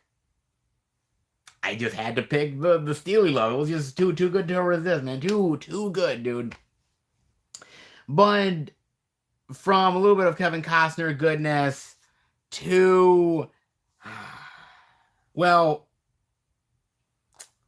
I love me some horror. You guys know I love me some horror. And, well, you know that I already picked up one of the films that I showed off in Out and About a long while ago. But you didn't know that I had the other one. Because when we talking about Pearl, well, you can see her younger side, or you can see her older side in X. Yes. Oh, man. A little bit of Ty West horror love. Oh, you bet your ass, man. Oh, dude. I did not know what I was walking myself into with X. I remember being in the movie theater with Bob and John and Van, and we're sitting there and we're like, look, the trailers were cool. That's all we knew, right? And we left the movie theater. We were like, dude, this is fucking awesome, man. This is fucking great. And we're like, dude, this is like a great homage to the Texas Chainsaw Massacre. Really great grindhouse movies of the 70s. And it was great. I love the cast in here, man. I mean, Jenna Ortega. And by the way, this was before Jenna Ortega became Jenna Ortega, right? I mean, now we talk about Jenna Ortega and like, oh, you know, she's gonna be in Beetlejuice too, and she's, you know, Wednesday with the dance, oh, dance. I like all that shit. Like we're talking about her, right? This was before all the crazy big hype of Mia and everything, right? So all that shit. On top of that, Mia Goth is amazing here, and I didn't even know. It wasn't until like later on when I was watching the movie I thought the old woman who was killing, I thought that was just some random old chick that they had just fucking hired, some old actress. I didn't realize that that was fucking Mia Goth. I had no fucking clue. That fucking shocked the shit out of me. That Mia Goth literally played the old version of Pearl, the old woman. I was like, what the fuck? Like, I never would have guessed that in a million years, man. That was wild to me. And Mia Goth is an absolute rock star. Okay, okay, the chick is off her rocker. I'll freely admit that, but she is phenomenal, man. And man, when she gets twisted, she really does, dude. I love Mia Goth. And as far as I'm concerned, I can't wait for Maxine when that comes out because I'll be in the movie theater watching that shit like a motherfucker, dude. I love Axe. I love Pearl. I love Ty West as a director. I think Ty West is a really genius director. I can't say I love everything he does, but these are rock solid, man. I think it's phenomenal. Axe, hands down, brilliant, dude. Love it. Great. Absolutely great, dude. No doubt about it, man. Yeah, Mia Goth crimes of the future and everything like that. Great stuff, man. So she's awesome. Can't wait to see what she does now next, man. In fact, the next Out and About that you guys will see, which actually was supposed to drop today, but I decided to wait and drop it next week. I actually talk more about Mia Goth, so hey, can't wait to do it, man.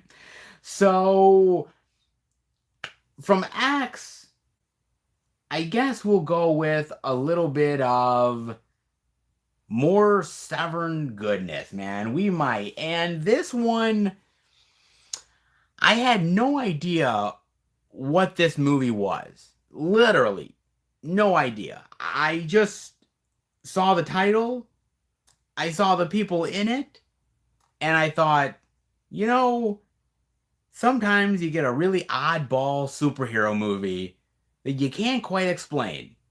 It just exists. And this one, yeah, it definitely exists. Obscure, yeah, but once you see it, you can't unsee it. And that, no, it's not more Morbius. No, it's not more Morbius. It is the return of Captain Invincible. Okay, this movie, man, god damn, dude. Alan Arkin, Christopher Lee. This is a weird one, man. This is odd, dude. Oh god damn, man. This is a fucking weird ass movie, dude. Because it's part serious superhero flick, it's part comedy, it's part musical, and it's kind of like a hodgepodge of everything included, man. It's just really far out there, dude. Basically, Alan Arkin plays Captain Invincible, and he's like the Superman of his day, right? Da da da da.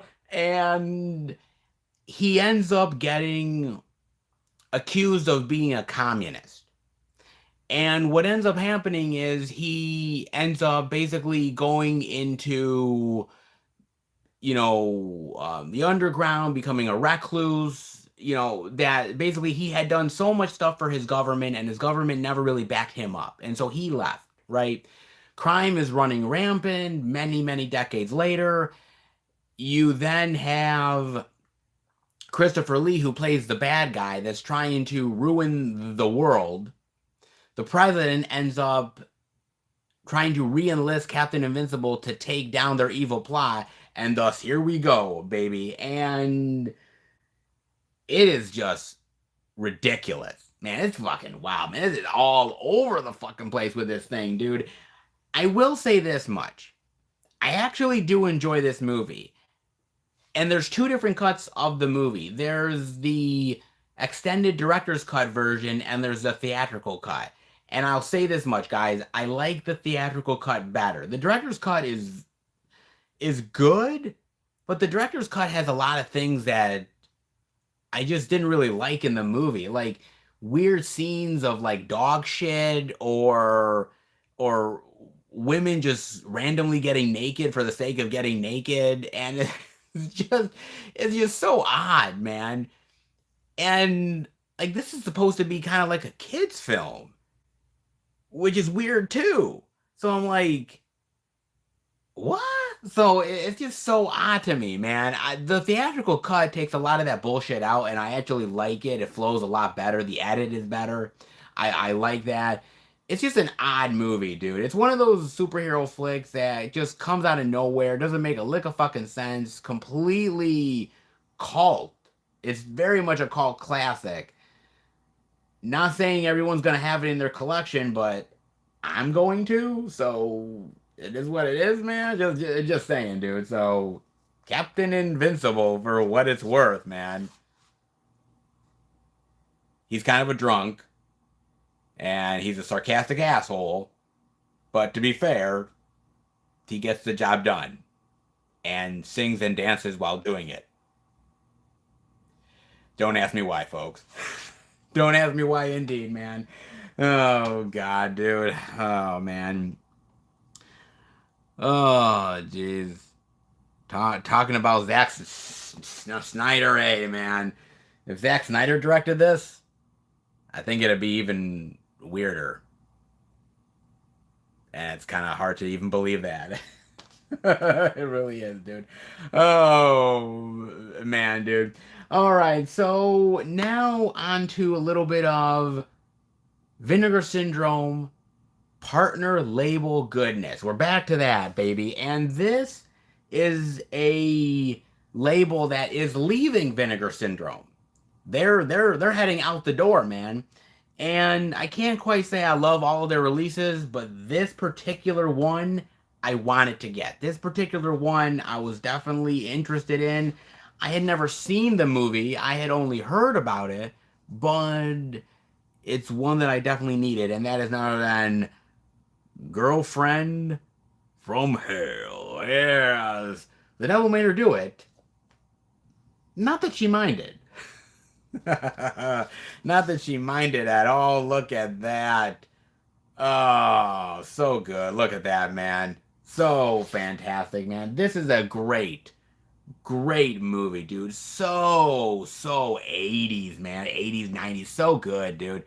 Man, cheesy as shit, but so great, man. Basically, it's about this alien cosmic entity that ends up going into this one girl who is very like nerdy and geeky and very shy, and she ends up like, because this entity goes inside her, she kind of becomes more free flowing and more badass, and she starts to cause all kinds of havoc and chaos and all of the comedic hijinks that go along with it, man. It's kind of unique and interesting, man. I mean, it's from Culture Shock. I can't say I like all Culture Shock movies because I really don't. A lot of them are kind of low budget, shot on video, which is not really my thing. But this was really good. I really, really like this movie a lot. I think it's rock solid. I think it's fun as hell. The soundtrack is fucking killer. I love the soundtrack, man. So 80s, but so fucking good. Yeah, man, it's really, really phenomenal, dude. I really, really like this movie. And yeah, this is like the only Culture Shock that I have. But it's really good, though. So I'll kind of take it. I will, man. Not half bad, man, for a little bit of Culture Shock love. So now that that is over, how about we head towards adding some more Fulci to the collection? Yes, because, okay, if you guys know me, if you guys know the channel enough, you know that I am on a quest. I am on a journey to get all Fulci on physical media, man. I've got a lot of Fulci. I've got a shitload of Fulci, man. But I didn't have this one until Cauldron ended up releasing it. And damn glad that they finally did. Because, well, if it's Fulci, it's going to be mine. And that is Contraband. Yes. Oh, look at that, man. Ah, very nice indeed. Look at that, baby. Also known as the Naples Connection. This is a really solid movie. Basically, it's about this smuggler who ends up getting into this sort of crime warfare with this other person that's sort of muscling in on his territory and all of the violent action that kind of goes along with it, man.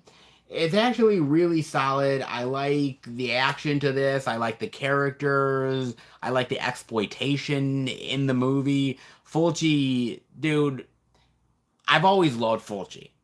And Fulci is great at just exploitation cinema.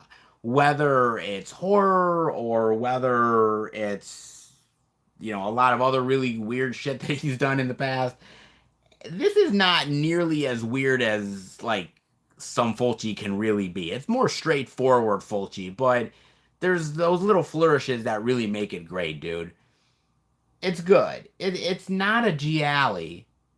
It's not, like a, Gates of Hell or anything, but I think it's a good little crime thriller Fulci style. You know what I'm saying? And I actually really like it, man. And so another Fulci to add to the collection, slowly but surely.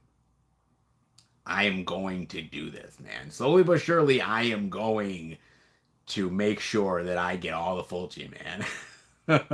One of these days, I've got to do like a complete Fulci video where I like show off all of my Fulci, man. One of these days, dude. When I get them all, I will do it. In the meantime, I'm pretty goddamn close, dude. I'm just saying, dude. As far as Fulci is concerned, there's only a few that I don't have.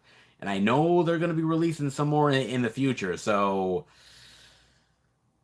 man, when that is complete, Fulci video. Just saying, man. Fulci video coming your way, baby. No doubt about it, man. It's more Italian job than Death Wish. Yeah, true. Oh man, which is better, Elvis or Bohemian Rhapsody? Elvis.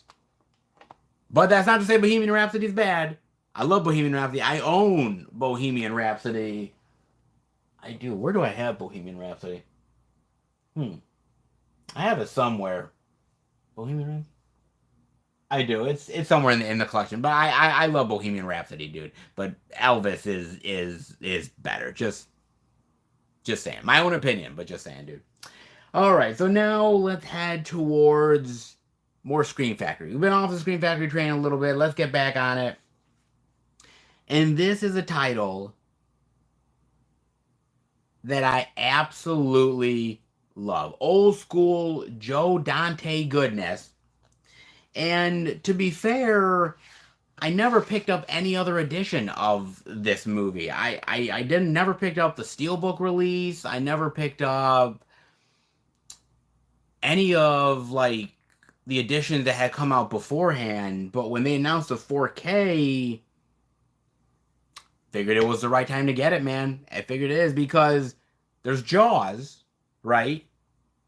And then there's Piranha. Oh, yeah, baby. Oh, jeez. Last River Lake was a thriving resort until they discovered Piranha. Oh, man. Goddamn, dude. This is great. Now, this is the old school Piranha movie. This is not like the new school Piranha remake stuff. This is the old school one, man. And I love this movie, dude. You gotta remember, Jaws was so popular, and everybody was aping off of Jaws, right? Everybody was, man. And it was like, okay, well, there's sharks. What else? Haddock? No. We can't do killer haddocks. Cod? No, not cod. Piranha. Yeah, Piranha.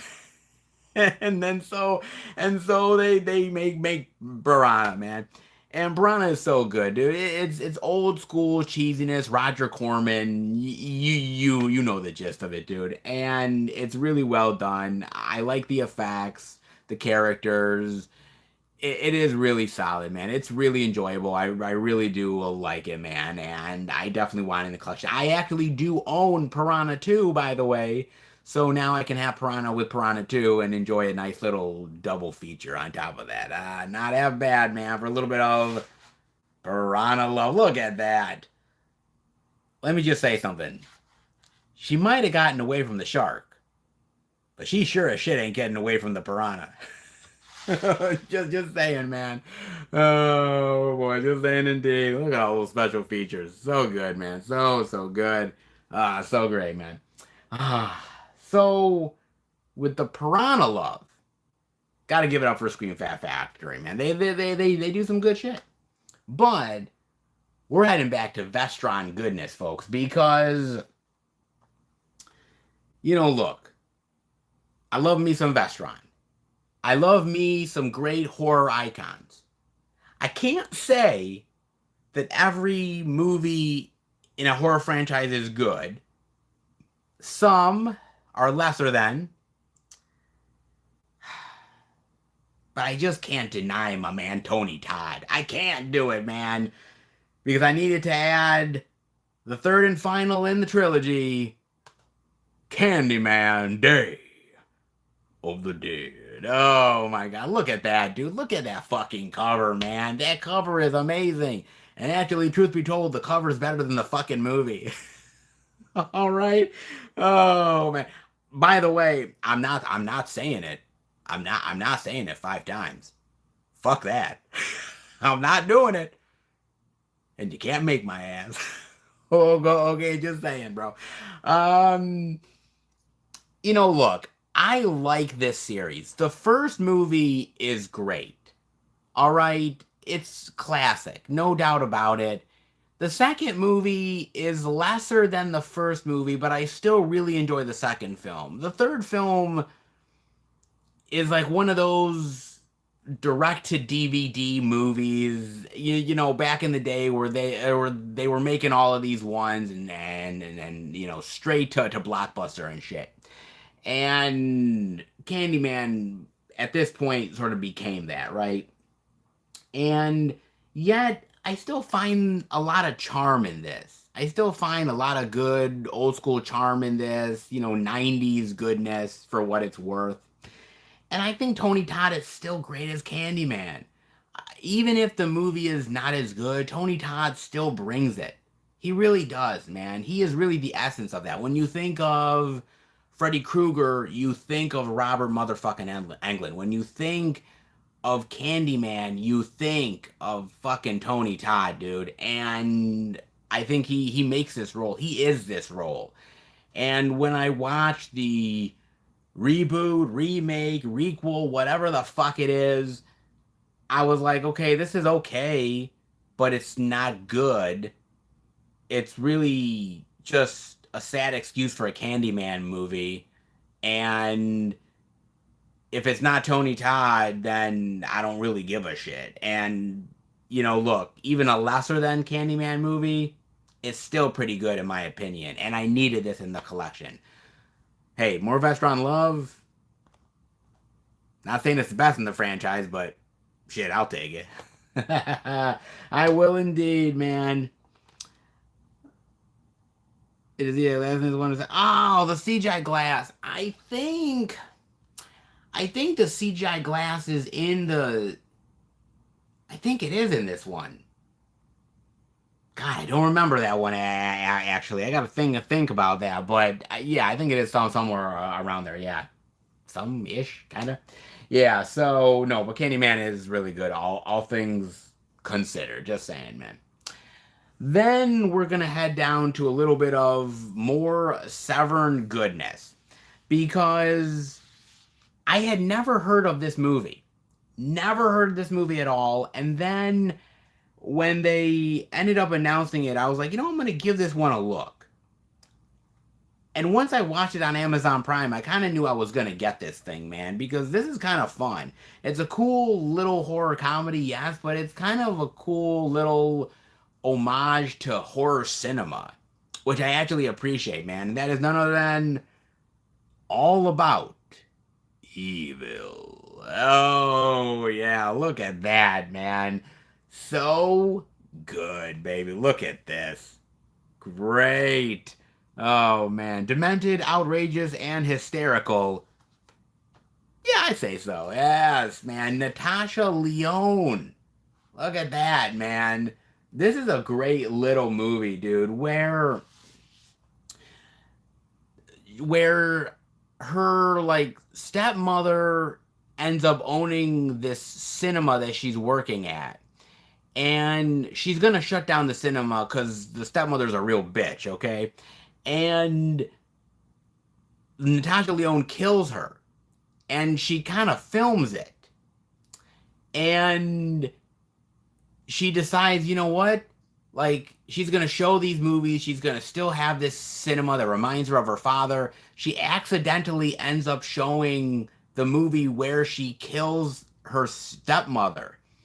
And it's so popular because everybody loves it. It's like this little short film where they're like, oh my God, that's so cool. Like, oh, look at the effects. Oh, it looks like real blood. Oh, it looks like real blood. Oh my God. Like, that's so awesome.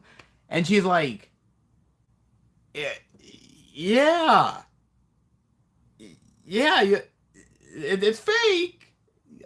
You guys liked it, and then, and then so like she's realizing that she's becoming more popular by showing these short films where she's killing people. And like everybody thinks that she's like the newest like Alfred Hitchcock, or she's like the next great director of horror cinema, and she just has to up the ante more and more by killing more people in creative ways. And it's just wild. And it is weird, and it is kind of demented, but I kind of like it, dude. I really did. I think this is great, man. I really dig this movie in a big bad way. I thought it was way better than it had any right to be, man. And Natasha Lyonne, I mean, she just has a way about her where she can be sarcastic and bitchy and yet funny and clever all at the same time. I've really loved a lot of the things that she did, like, you know, like, of course, being in American Pie, but of course she was in Orange is the New Black, and she's done a lot of really great stuff, man. But this is an awesome movie. Love this one. Great horror comedy, dude, and great addition from Severin. I had to pick it up, man. So good, dude. Amazing, man. This movie predicted TikTok. well, yeah. Oh, okay. I mean, you're not wrong. Oh, God. All right. So I showed off a little bit of Marvel with Spider-Man. And I might as well show off a little bit more Marvel, okay? And this one is going to be a little controversial. I'm kind of curious as to what you guys think about this one. Because I'm surprised I never showed it in the out and abouts, but figured more steelbook goodness is never a bad thing. And I think over time this movie is going to be more appreciated than what it ultimately is. And that is none other than The Eternals. Okay. Let's talk about The Eternals for a second, alright?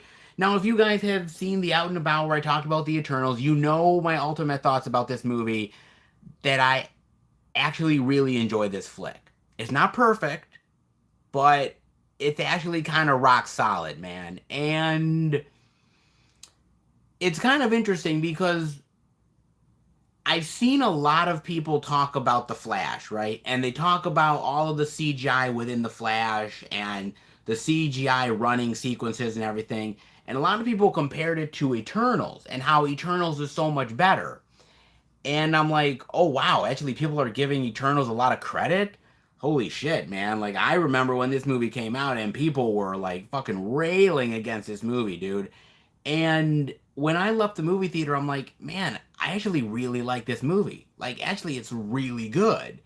and it's not perfect. And I think coming off of Avengers Endgame and Spider-Man No Way Home and some of the other ones, Eternals doesn't feel as, action packed as some of those other ones are. And I think in a perfect world, I think people would have given this movie more of a chance. I think people are now. I think people look at the Eternals now and they say, well, wow, actually, we didn't give this movie as much credit because they see where the MCU is now. They see where some of the stuff has gone. Even though I like a lot of the MCU stuff, I think people now look back at Eternals and they say, you know what, man, actually, it wasn't half bad, dude. And I like the idea of these super beings.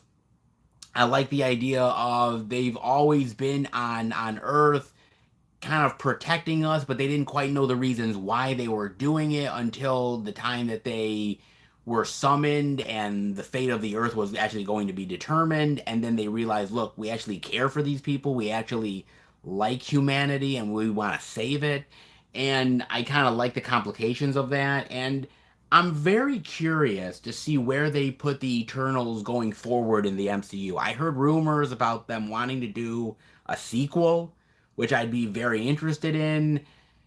Are they going to do more with the Celestials? Are they going to just ignore it? I don't really know where they're going with the Eternals. I like for them to do more with them because I think it's actually kind of unique. And I like what they tried to go for. I don't think it 100% succeeded, but it ain't the fucking train wreck that everybody said it was, dude. So I actually really like the Eternals, man. All things considered, I really did. I really like the Steelbook. I think the Steelbook looks cool. So yeah, for me, man, I dug it, dude. I really did, man. And I'd like to see them do more with the Eternals. I don't know whether it's something that they're thinking about, but you know, I think they should do another one because I think over time people are going to appreciate this more. Just spitting facts, man. I truly do believe that, dude. The Eternals is actually pretty damn good. Just saying, man. Of the DCU, watching Eternals after Loki, I wonder if, spoiler, He Who Remains worked in line with the Celestials to distance the MCU timeline from the rest of the multiverse. It's actually very interesting.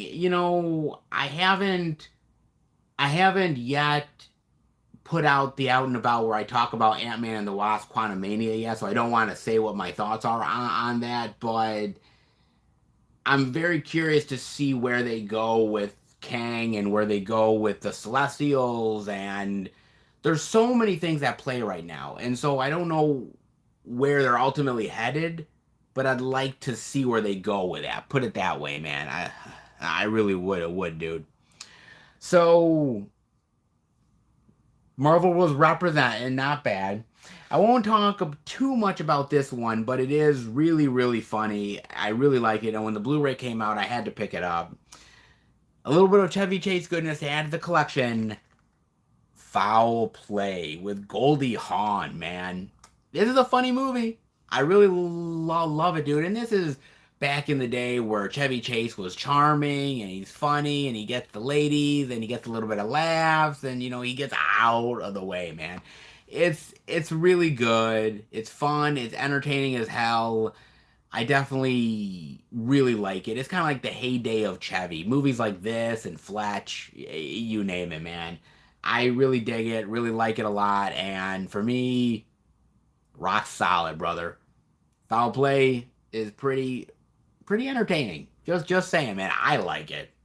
It ain't for everybody, but it is for me, man. I like old school Chevy Chase. I know he's kind of an asshole, but a charming asshole? Maybe? I don't know, dude. It works for me, man.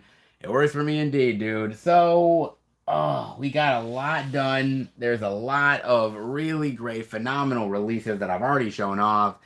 And there is a hell of a lot more, man. So, let's dive in with a little bit of 88 Films goodness. Because I love me old school slashers.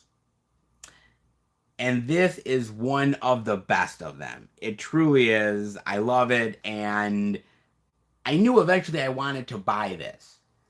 I could have picked up the edition from Blue Underground, but hey, might as well show 88 Films a little love, huh? And we talking Maniac. Oh, yes. The Blu-ray, the Slasher Classics Collection of Maniac. Now, some of you are probably saying, Seth, look, you could have gotten the 4K from Blue Underground. Why didn't you get the 4K from Blue Underground? What are you, out of your fucking mind? And yeah, I am out of my fucking mind. Is that a problem? Like, no, to be fair, man, I don't think this movie needs a 4K. I'm just gonna be real, man. You know, there's certain movies, I've told you guys this, where I just don't think that a 4K is needed. Sometimes a 4K is really great, and sometimes I think certain movies don't benefit from 4K. And I think Maniac is one of those movies where I don't want it all cleaned up and pristine. I want it dirty. I want it grimy, man. And Maniac is one of those ones that I really want that as, dude. And the artwork on this 88 Films edition is fucking gorgeous. Of course, look at the classic artwork right there. Fucking amazing, man. I love this. This is so good. I warned you not to go out tonight. Oh, yes, he did, man. Oh, so good. It really is great, man. Joe Spinell. Joe Spinell, dude. This guy, man, he could turn it on in the drop of a hat. He's so good, man. He's so fucking good in this role. He's creepy. He's sadistic. He's sympathetic. He's so amazing in this role, man. It is really the signature role of his career, and it will always be. He's done so many amazing movies, been part of so many great films, but Maniac will always be the best, no doubt about it. And some really fantastic special features as well. Had to pick it up, dude. Had to do it. I knew eventually one day I'd have Maniac in the collection. Didn't know what edition it'd be, but showing 88 Films a little bit of love ain't a bad thing, man. Ain't a bad thing at all. No doubt about that. Pretty rock solid.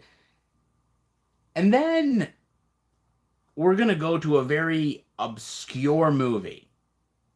And I guarantee you none of you all know this movie. None of you know this movie. And if you do, I'd be absolutely shocked. Technically, this movie was never supposed to be released. Okay, this movie, not more. Yeah, get off the Morbius. And it's one of those movies where the person who owned the rights to this movie never wanted it released, and a company released it without his permission. He was pissed.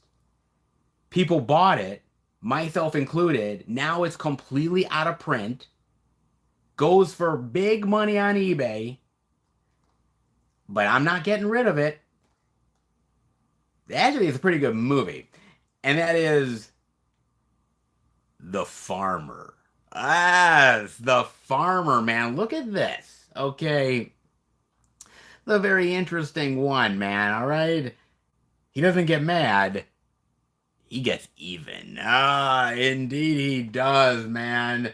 An uncompromising explosion of total vengeance. Now,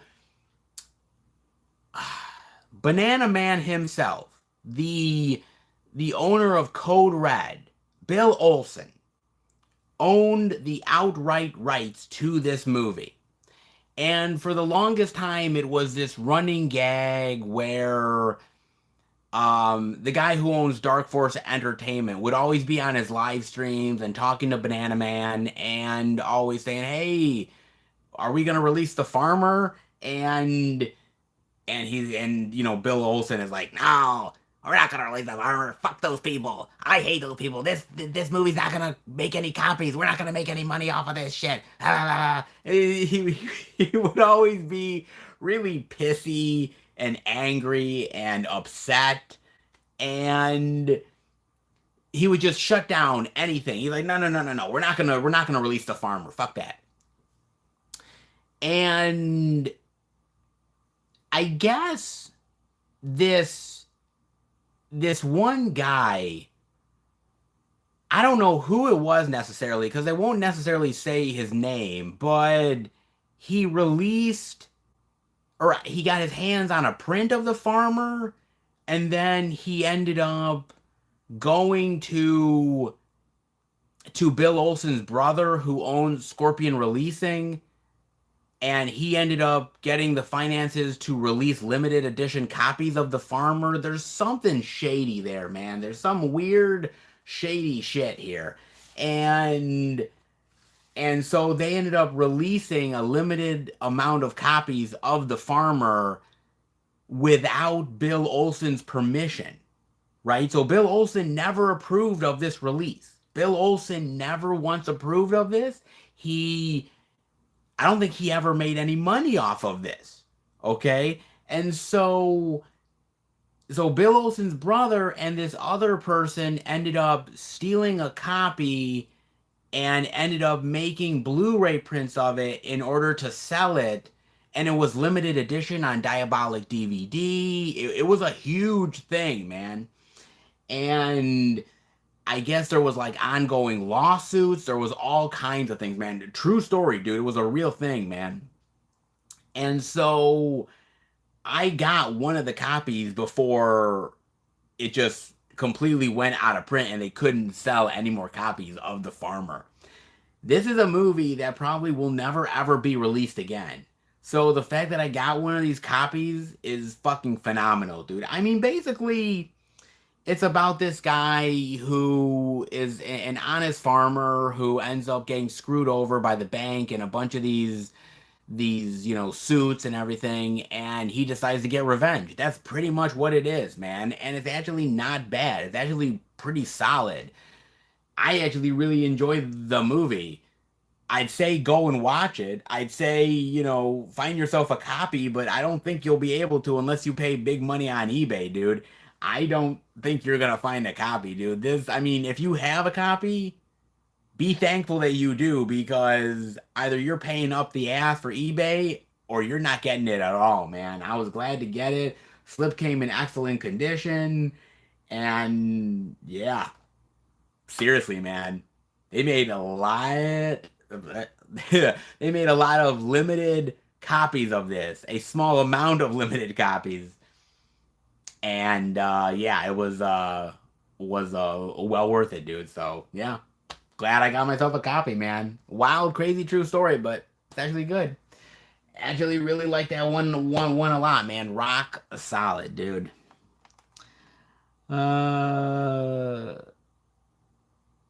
Gold, yeah, got their only thing more rare than that are the Zorro DVDs Disney put out.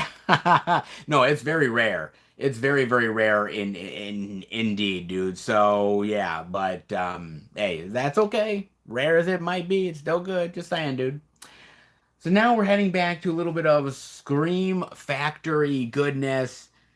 I got a lot of Scream Factory to show off, guys, and this is a really solid one. When they announced a 4K of this, I damn near flipped, dude, okay? I like a good little crocodile tail, and this one, it's all kinds of sweet, baby, when we talking alligator. Oh, so good, baby. So, so good indeed. I love Alligator, man. Alligator is awesome. I love this art. Art in here is great. Never mess with alligators in the sewers. It's so awesome, dude. I love this movie. I love the killer alligator roaming the streets, man. I think the effects are fantastic here. I love the kills and the blood and the gore. It's so good. Yeah, crikey, like so fantastic, man. Yeah, this is a really great 4K from Scream Factory, and this was one of those ones when it got announced, like people were freaking out. They're like, "Oh my God, Alligator!" It's like so great, dude. Yes, Alligator is awesome, and it's all kinds of great fun. There's some really good alligator movies out there, like there's Killer Crocodile, and of course there's Lake Placid, and there's a lot of great stuff. But Man, Alligator is one of the best, man. It truly is, dude. I think this and a movie like Eaten Alive are like two of the really best ones, man. I really do. And the special features are so awesome. Yeah, great stuff, man. Love me some Alligator. So good, dude. So awesome, man. That movie is awesome. Got it at Best Buy for 15 bucks. Ooh, really? That's a great deal, a movie fan. Not bad. Yeah, well, sadly, the Best Buys don't have much movies anymore. Hey, I'm not to blame. Just saying, man. Then we're going back to Warner Archives with a release that technically I don't think came out in 2022, but I picked it up in 2022. And I love Harrison Ford. I love Gene Wilder. When you put the two together, it's comedy gold in the Frisco Kid. Oh, look at this, man. This is great. I love this movie. It's fun. It really is great, dude. And basically Harrison Ford is kind of like this criminal on the run type of guy, and he ends up hooking up with this this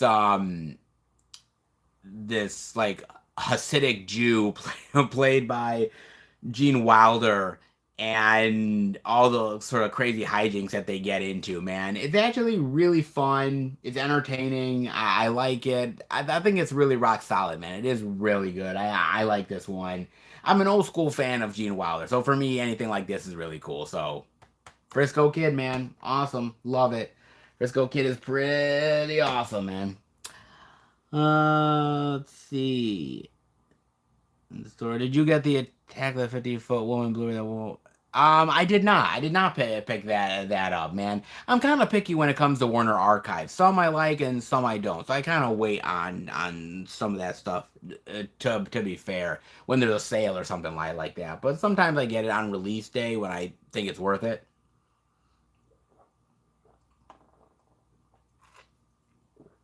All the depending. Let's keep the train rolling with more boutique label goodness, Arrow video style, when we be talking a little bit of Mary Shelley. Frankenstein. Yes, look at this, baby. Frankenstein.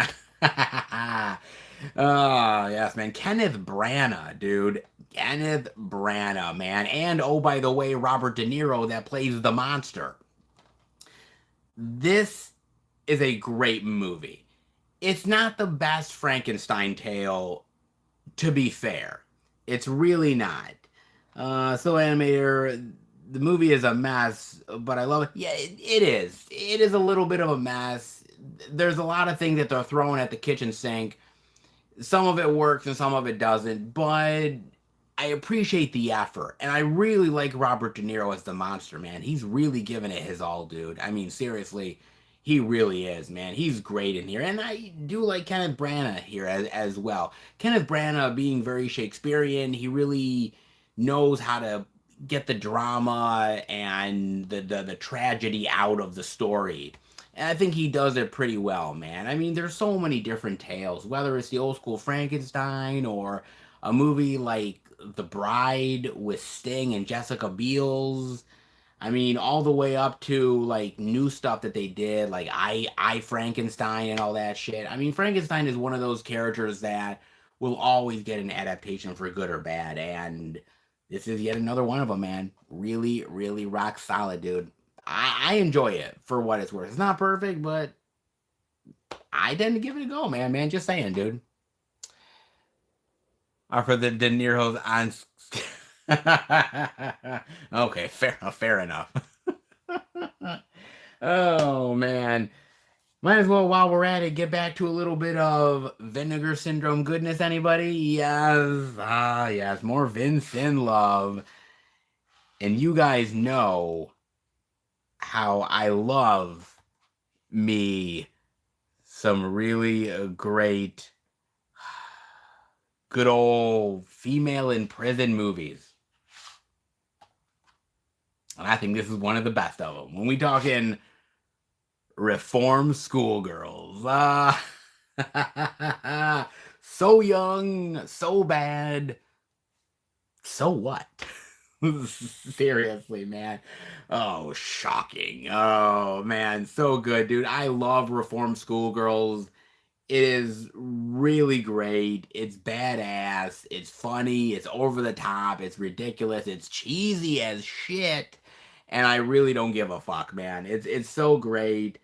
And yeah, well, yeah, you were right. It's kind of like the Warriors with women in a weird way. It kind of is. I mean, the Warriors is more classic, obviously, but this is really well done, man. And you get a lot of good-looking girls, and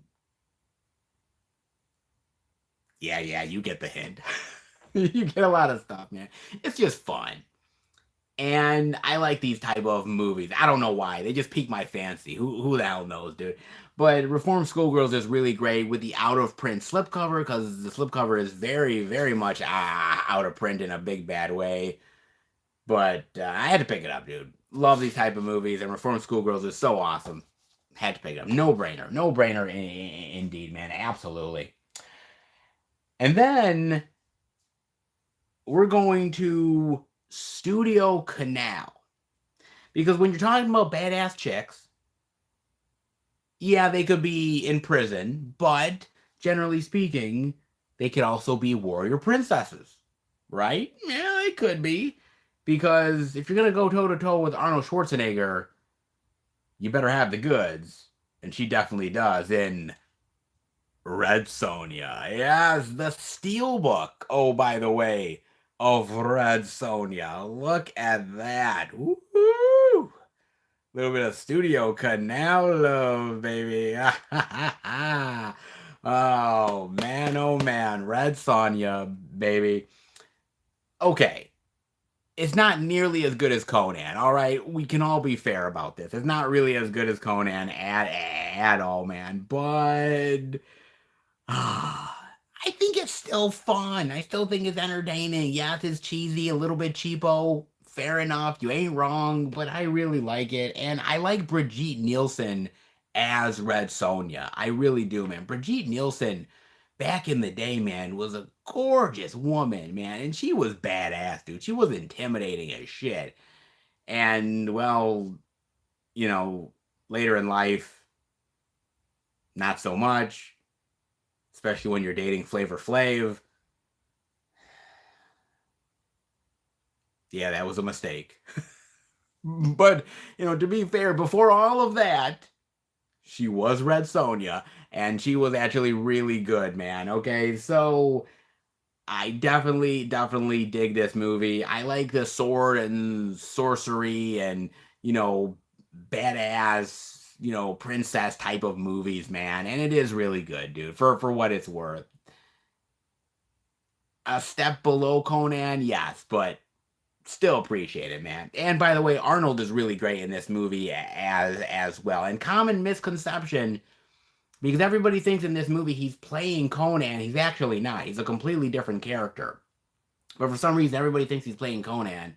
Not true, actually. He's great in the movie, but definitely not Conan. Just saying, man. But got the steely love. And by the way, it kind of sucks now because through Zavi, you can't order anything from Zavi to the United States anymore. I think they completely stopped that. There was other steelbooks that I wanted. There was other releases I was interested in, and I can't even get them now. I can't even do it. They're not even shipping to the United States, which really fucking blows, dude. I mean, if they did, I'd order shit, but like Red Sonja was one of the last things that I got before they even like stopped doing the whole like US shipping thing. So I was even glad to get this, which wouldn't have even happened. So kind of lucky I got it, guys. Just saying, man. Kind of lucky I got it indeed, man. Silhouette Amner, I wanted to get that, but it's pricey. Yeah, it is pricey, dude. It's pricey majorly. I mean, if you're gonna get it, dude, you're gonna pay up the ass for that, man. The movie is so bad. Okay, it ain't that great, okay? Just saying, man. I have a lot of old Conan magazines and most of the Red Sonja comics. Oh, really? Including the first issue. Holy shit, man, that's rare. Dude, that's gotta be worth a lot of money. Holy shit. Hold on to that, man. Hold on to it indeed. And while you do that, I'm gonna show off more physical media goodness because, well, it's not Scream Factory, it's Shout Factory, more specifically Shout Select, because I love this movie. 80s goodness. Come on. We all love high school, and we fear this. But in fact, sometimes you can make it really fun. When you're talking summer school, baby. Yeah, summer school. Oh, summer school is awesome, man. Mark Harmon, dude. At Ocean Front High, what do they call a guy who cuts classes, hates homework, and lives for summer vacations? Well, they call him a teacher. Boy, I can't wait for the curriculum. God. Oh, man. Summer school is so great. I love summer school, dude. I think summer school is absolutely fucking awesome, man. It's hilarious. I love Kirstie Alley in here. Rest in peace, Kirstie Alley. Oh my God, another person that's fucking gone, man. She's great here. I love the chemistry between her and Mark Harmon. I love the students in the class. It's so great. What? What? You have never heard of summer school? What the dude, are you serious? You've got to watch this, man. Oh, dude, it's so great. Swear to God, you're not going to be disappointed. It's so fantastic, dude. You're going to love this. At least I think you will. It's so great, man. It's one of those really great, like, laid back, high school comedies, man. It doesn't take itself really seriously. It's just having a good time, man. And Mark Harmon is just really cool, slick as hell. It's fun. I love it. Really do, man. And I'm glad Shout Select put it out, man. So great, man. Sometimes you get good, laid back comedies. And then other times you get chicks that are way too into cars. And I mean that rather seriously. Not stealing them, but more like having sex with them. Yeah. In Titane. Oh, my lord, Titane, baby. Holy shit. Okay. So, I remember watching this for the out and about when it came out that week. And I really didn't know anything about Titane, all right? I knew nothing about this fucking movie. I knew that it was about a chick and something with a car, and that's all I knew, dude. And man, it goes into some wild fucking territory, man. It's fucking crazy, dude. So basically, in a nutshell, this woman who is very much this party girl, drugged out, addict, in all kinds of trouble, she ends up like having like sex with this car. And I'm actually it's not Bumblebee, that's not a porn parody. It's so weird. It's so weird, man, because this movie, like, she has sex with the car, but like she's inside the car and like the lights and like it's not like it's not like thing of like the car's attaching itself to her. It's like almost like the car's essence. It's so weird to say that, but it really is the truth, man. And she's on the run because she ends up murdering these people, and she ends up beating her face up and really fucking up her body in order to pretend to be this firefighter's missing son. So this woman ends up wrapping up her body and ends up like literally beating herself in the face in order to pretend to be this guy's long lost kid. And he's kind of like, it looks like my son, but I don't know if it is my son, but I'm gonna believe it because I want to. And so suddenly it's this weird thing where she's pregnant with the car's kid. She's staying with this absolute old guy stranger who thinks that she's his missing dead son. And on top of all that, he's kind of sexually attracted to her, but he doesn't know why. It's oh my god, dude. It's fucking wild, dude. It's so weird. And at the same time, I actually really like this movie, dude. It's so bizarre. It's so out there.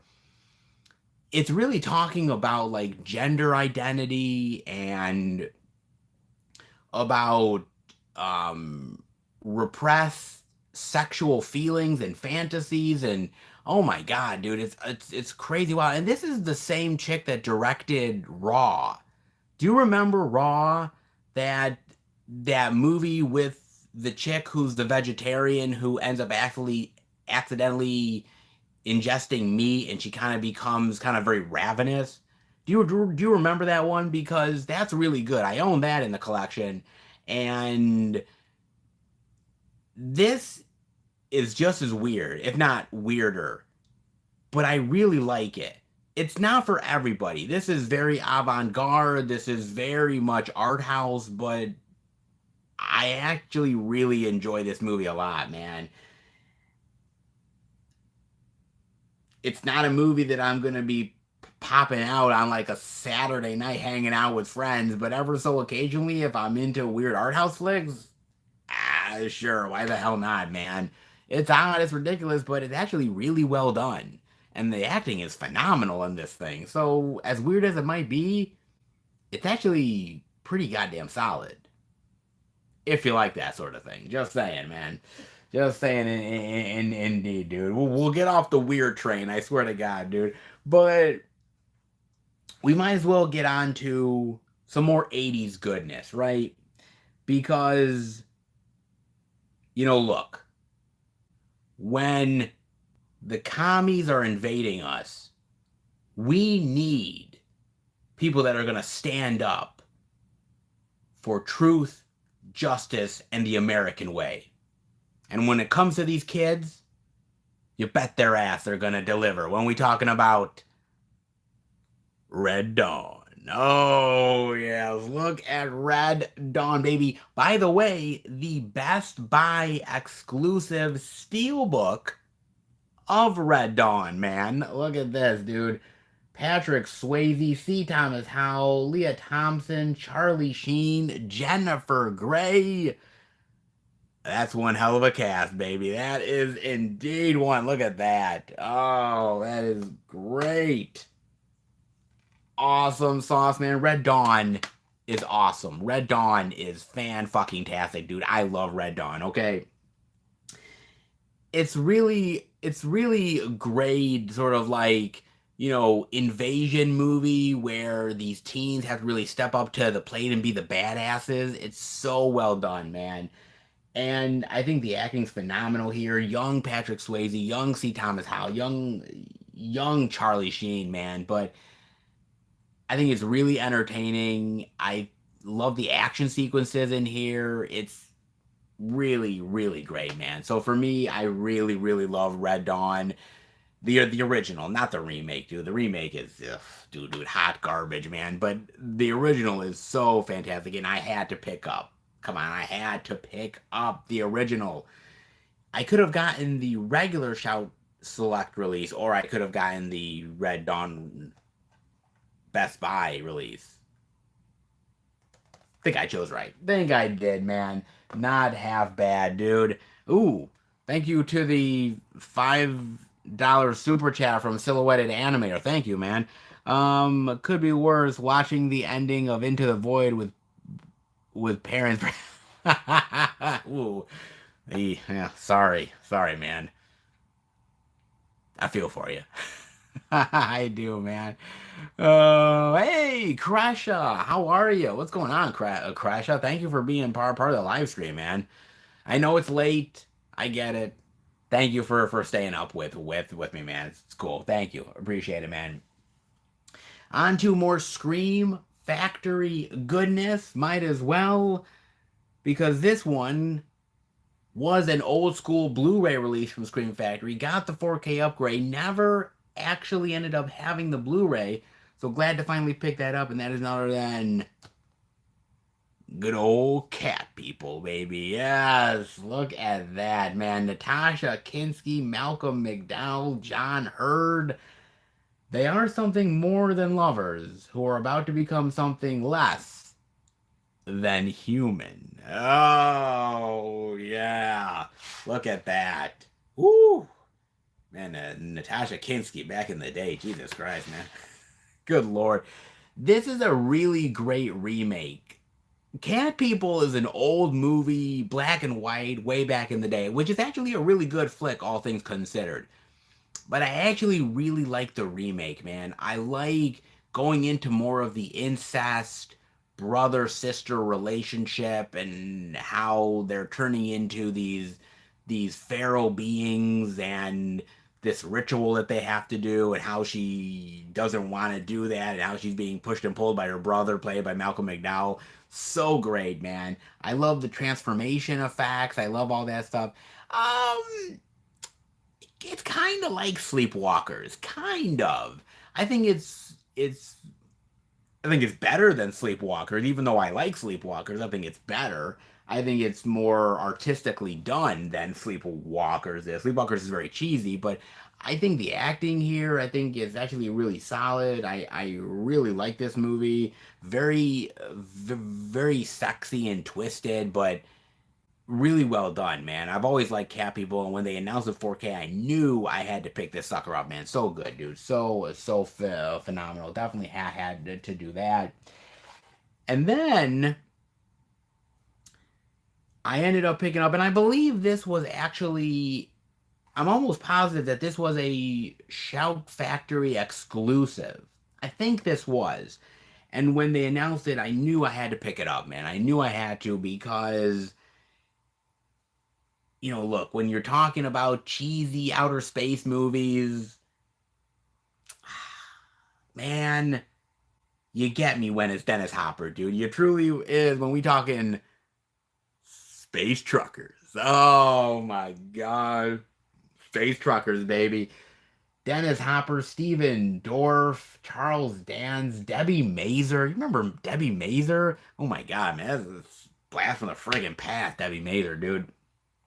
I love this movie. This movie is cheesy, it's ridiculous, but it's so much fun, man. And Stuart Gordon directing this, he is awesome at directing this movie. He knows how to do the right type of humor and the cool special effects and I love the chemistry between the actors. It's so good, dude. It's so fantastic, man. So for me, I really like this old school sort of late 90s ish, early 2000s Spears space movie, dude. It's great. I really like it. I think it's just ultimately a fun time, man. I think it's out of print now. I think it all sold out from Shout Factory, but I wanted my copy in a big bad way, and definitely damn glad I did, man. Not bad, baby. Then, well, might as well stay on the good old Scream Factory train. Why not? Why not stay on the train, man? Because I love me some Michael Myers. I can't say Michael Myers is all good. Halloween Ends, anybody? Yeah. But, Michael's been through a lot. He's been shot and stabbed and burned. He's been through a lot, man. But I suppose he hasn't been dealing with the rune stones. Oh my god, with the curse of Michael Myers. Oh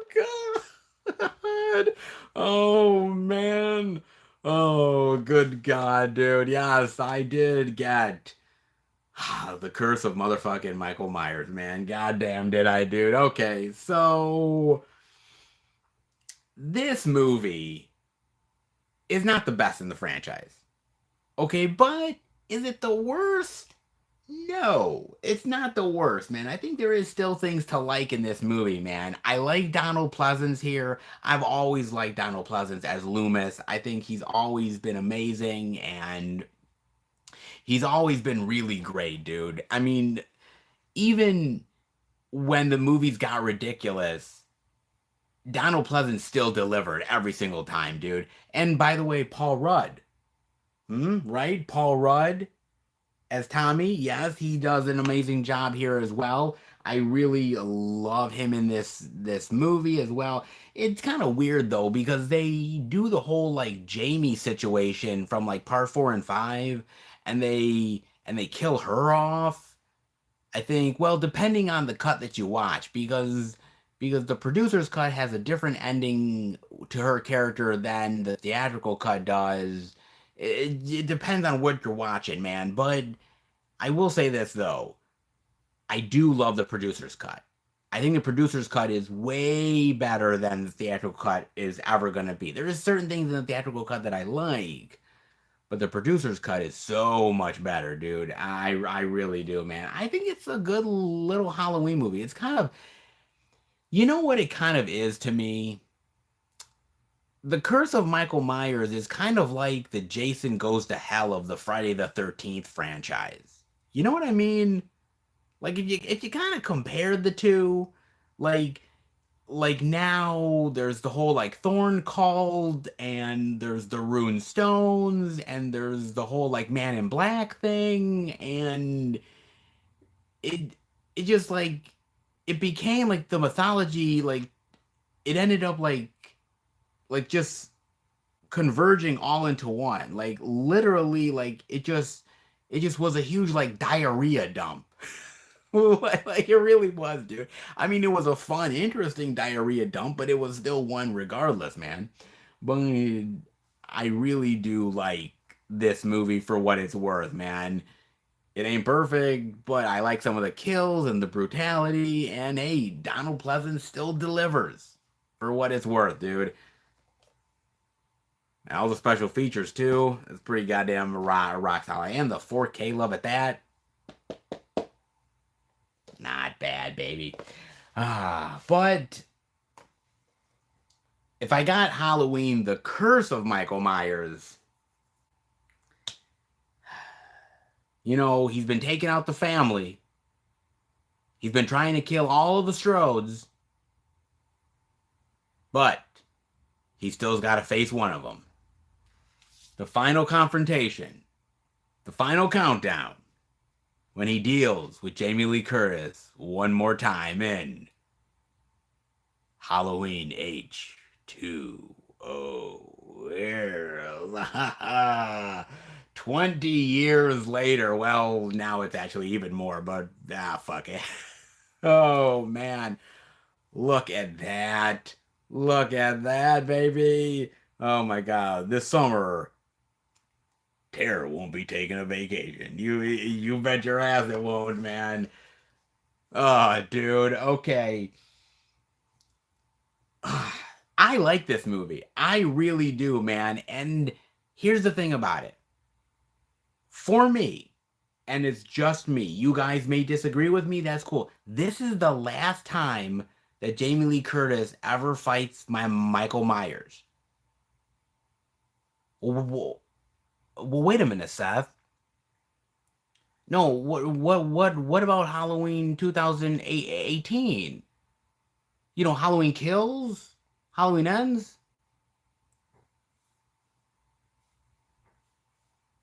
No, no, I never heard of those movies. You sure? You sure that they exist? Yeah, Seth, I'm pretty sure they do. No. No. No, I'm pretty positive. I've never heard of them. No. No, I'm pretty sure this is the last time she fought Michael. Yeah. Yeah, this is definitely the last time. This is definitely it. No, no, no. We're not going there, man. No, no. This is the final one, dude. As far as I'm concerned, like this is the final one within the Halloween franchise. The final mano a mano between Laurie and Michael, and I think it's great. I really do. I like the final fight between her and Michael. I love the idea of the teens and how Laurie's mistakes from the past is haunting her future. I really love that stuff, man. I think it was a great wrap up for the Halloween series. I really do. I thought it was absolutely fantastic, and as far as I'm concerned, I think it's rock solid, man. At the end of this movie, spoiler alert for a movie that came out in what, like 98 or some shit like that. Like, spoiler alert. But when she chops off Michael Myers' head at the end of that movie, when he's like reaching out for her and he's pinned against the car and she like fucking like fucking slashes his head off. That's it. It's done. Michael was killed. Never survived. Well, well, wait a minute, Seth. What about the retcon in Halloween Resurrection when he actually ended up being clever enough to steal the ambulance driver's clothes and ended up like putting tape over his mouth so that he couldn't talk, and he knew everything that Laurie was going to do to the ambulance driver, and he was 10 steps ahead of everybody the whole time. Halloween Resurrection? No, no, I never heard of it. No, I'm pretty sure it doesn't exist.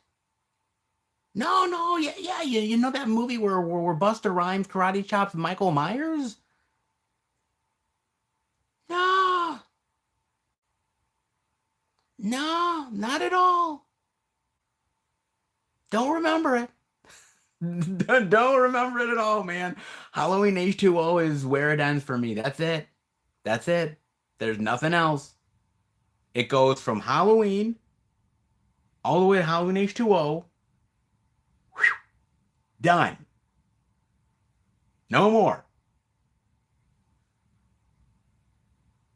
And you can't convince me otherwise. You can indeed, man. I don't care what y'all motherfuckers say, okay? You can do it. All right. Hell no, you can't, man. So now that we're done, because by the way, I know there was the 3-pack that it came with 3 movies, but yeah, I sold off that other one. Yeah, I sold off that bitch. Yeah, no, that's not going in my collection, man. That is not happening. Okay, I took a loss on that thing, but I'll do that. Fuck that, man. Okay, so off from Michael Myers. Rest in peace, Michael. He died long ago. No, we're not talking about the other shit. Okay, we'll get back into a little bit of media madness when we're talking a little bit of Arrow goodness, Arrow video goodness with none other than a little bit of Martin Scorsese love. You don't say. Hmm. Well, when it comes to this movie, I think he deserves all the love he gets. When we talking about the Wolf of Wall Street, baby. Yes, look at this. Woo! Quite the big box, man. Oh, look at this bad boy. Look at that. Oh, that's so cool, dude. And on the inside, look at this. This is cool. It even has a pouch of cocaine. It's so great. It's even got fake money. Look at that, dude. Yo, oh, that's awesome, man. It's got fake money to it. It's got it's got fucking it's got a business card for Jordan Belfort. So swear to God, dude. Look at that, man. It's even got a fucking credit card. shit. Oh my God, man. Oh man, that's awesome. Holy shit. Jesus, man. That's great. Oh my Lord, man. This is awesome. The Wolf of Wall Street, man. So good. Oh my God, dude. This is great, man. This is so fucking cool, dude. I love this movie, man. I love this movie so much. I think it's so batshit insane, so crazy, so hilarious. And the fact that it is true, the fact that a lot of this shit actually happened is fucking wild, guys. My God, man. It's just nuts how the world works and how motherfuckers like this can get away with shit, man. It's just fucking whacked. Okay, it truly is, dude. But the story had to be seen to be believed. It had to literally be on the screen. And Martin Scorsese doing it, Leonardo DiCaprio, Jonah Hill, man, Margot Robbie. Oh my God, dude. I remember seeing this movie and I saw it by myself in the movie theater, right? There were guys that were with their wives, with their girlfriends, you name it. They literally swear to God that scene when Margot Robbie is in the apartment and she like is like fully, completely naked. The guys were like literally fucking drooling, myself included, by the way. And all of the women, I heard all of them like just literally like like smack their husbands and their boyfriends, and I'm like, oh shit. Like, oh my God, man. It's just crazy ridiculous, dude. I just love it, man. I love this movie to death. It's so infectiously fun, and it really is, man. And I love every single second of this movie. It's so good, man. It's one of Martin Scorsese's best. And you can't really deny it, man. It's so good, man. Wolf of Wall Street, amazing, man. Love that shit, dude. Oh, Mark. Hey, man. Thank you for being part of the live stream, man. That's awesome, man. Thank you for coming in. I appreciate that, dude. Um, I do have some news to share and sad news. 2 weeks ago, my brother. Oh, I'm sorry, Mark, man. I'm sorry, dude. Dude, man, my heart literally goes out to you, bro. I'm sorry, man. I hope you're doing all right. I hope the family's doing okay, and you have my deepest sympathies. I know what it's like to lose family, and it's not easy, man. So I hope everything is gonna turn out all right. My deepest condolences. Seriously, take good care of yourself. Take good care of the rest of the family. That is more important than anything else in the world, man. Thank you. I do seriously appreciate you being here, and again, my deepest condolences, man. Absolutely. Well, sad, but well, we're gonna try to keep on doing with the physical media goodness, man. And this time around, we're going to 101 Films. We haven't been to 101 Films yet. We've shown a lot of Severin. We've shown a lot of Vinegar Syndrome and Scream Factory and Arrow, but not 101. But when we're talking Keanu Reeves, and yes, it's more than just John Wick, this movie deserves a hell of a lot of appreciation. And I think 101 Films kind of gave it that with Johnny Mnemonic. Yes, Johnny Mnemonic.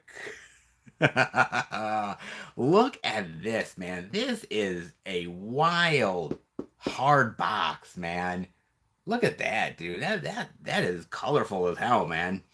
And then you get the regular inside release as well, man. Look at that, dude. And it comes with a booklet too. Just really great. This is an interesting release, man, from 101 Films. They definitely put a lot of effort into this. This is wild, man. But it is kind of a wild movie. Ridiculous sci-fi cheese, yeah, but okay, maybe not memorable, but I do kind of like it, man. It's really good, dude. I've always kind of liked this movie. It's very much of its time. It's very 90s. Okay? It came out around the same time as like you got to think about that time period. Like it was virtuosity, it was hackers, it was Johnny Mnemonic, man. I mean, those weird like, sci-fi futuristic 90s movies, man. And it's kind of fun and bizarre, and I kind of like Keanu Reeves in this, man. It's a unique little movie, a little far out there, but very entertaining, man. And I like sort of Keanu's cheesy, ridiculous acting.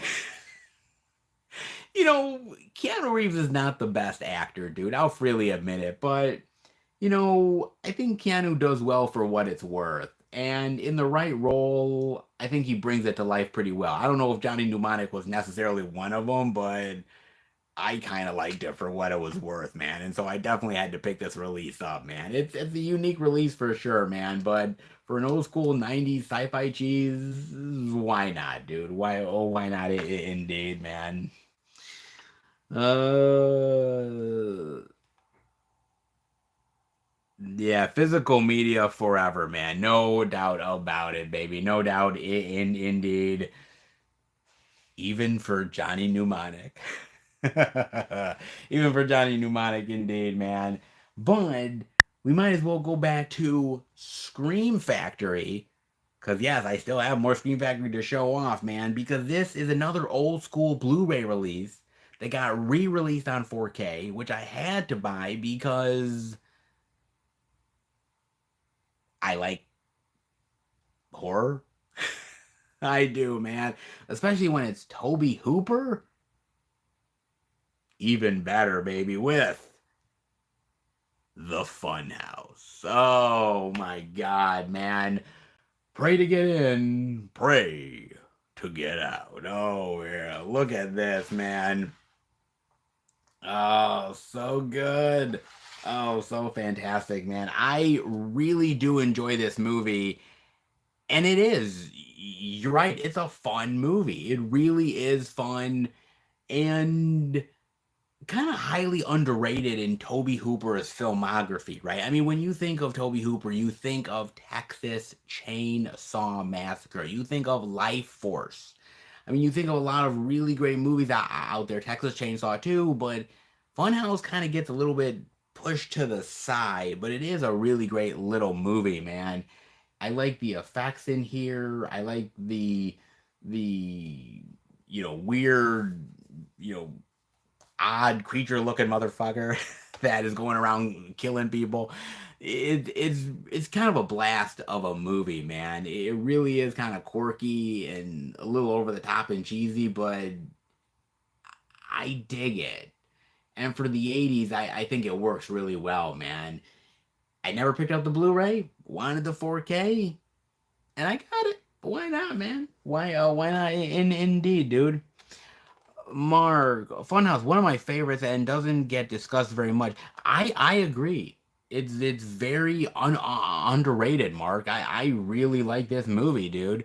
And again, like when you're thinking of the filmography of Toby Hooper, there's a lot of great movies there, man. And I think Funhouse is really high up on that list. It is really that good, man. And there's a lot of movies that kind of aped off of it, but nobody can beat the master. Just saying, man. Then we're going back to Shout Select. And dude, when they announced this title, I damn near flipped. Okay, because I love this movie.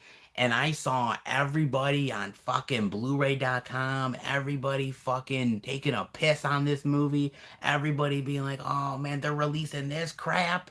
And I'm like, what? This movie is fucking amazing. What the fuck are they talking about, dude? I love this movie, man.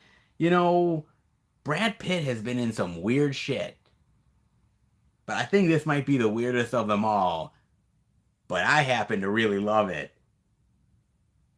And Kim Basinger never looked better in Cool World. Oh man, Cool World, dude, this movie is great. I remember watching this movie years and years and years ago when I was a kid, man. I watched this movie and you got to remember back in the day, I was watching like the Looney Tunes. I was watching all of these like cartoons and everything, and I remember watching this, and this is like, you know, the adult version, right? And you kind of felt like you kind of grew up a little bit, man. You were kind of like okay, I'm now officially a man. I watched Cool World. I like it was kind of one of those things, kind of one of those like naughty things that you shouldn't have watched, but you did, man. And I always really liked it, dude. I really did. I like the animation style, the Ralph Bakshi sort of animation goodness, dude. I really like the idea that the tunes are trying to come out of that world and into the real world. And I love Kim Basinger here, man. I love Gabriel Byrne. Brad Pitt is so good here as well. It's it's actually way better than people give it credit for, man. Highly underrated, man. I love the animation style in here. I love the story. I love sort of the naughty sensibilities, man. I mean, especially like with the sex scene with like her and Gabriel Byrne. It's kind of like if like Jessica Rabbit was in a like naughty, sexy animated movie, right? And you're kind of like, oh, I shouldn't be watching this. It was kind of like one of those things, man. But it is really rock solid. I love the humor in here, and it really is great, dude. So I dig it. It's not for everybody, but I liked it. And I'm not apologizing for a worse shit, dude. I dig the hell out of this movie, dude. A lot of people can hate it, but it's staying in my fucking collection. Okay, just saying, dude. Let's see. Would love to see a TV show set in that world. That would be cool. That would be awesome, man. Oh man, dude. I reminisce watching Cool World also. Oh, you got the Blu-ray, Crusher. See, Crusher, you get me. You get me, Crusher. Okay. Ah, you know, Crusher, right here, Crusher, right here. You get me. You complete me, Crusher. Okay, the Cool World. Come on, man. All right. Ah, jeez, let me again tell you, dude. Some people don't get it, but you and I do. Okay.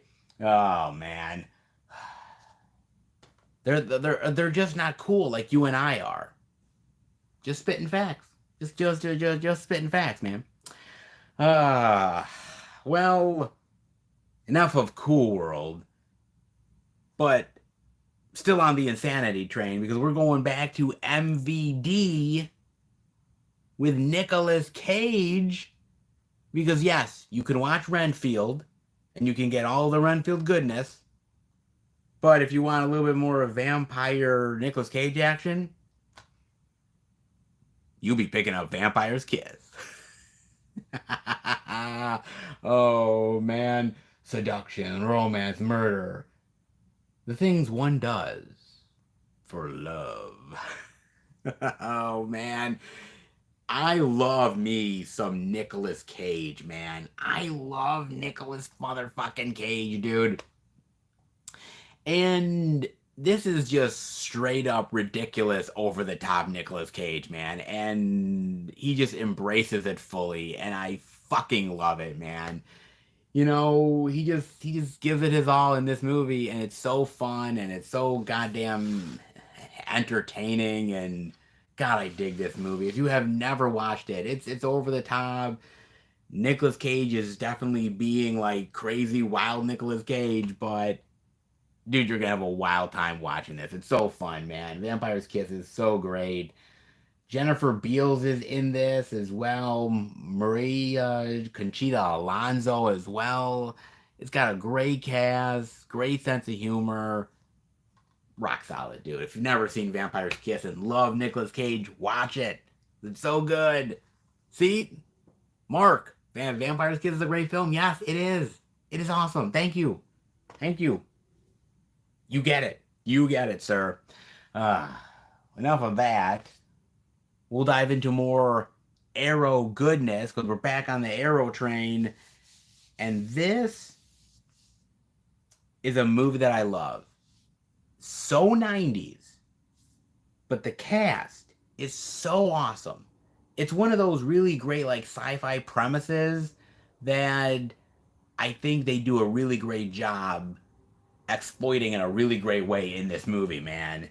Sci-fi 90s gold is so well worth it when we talking about Flatliners. Oh,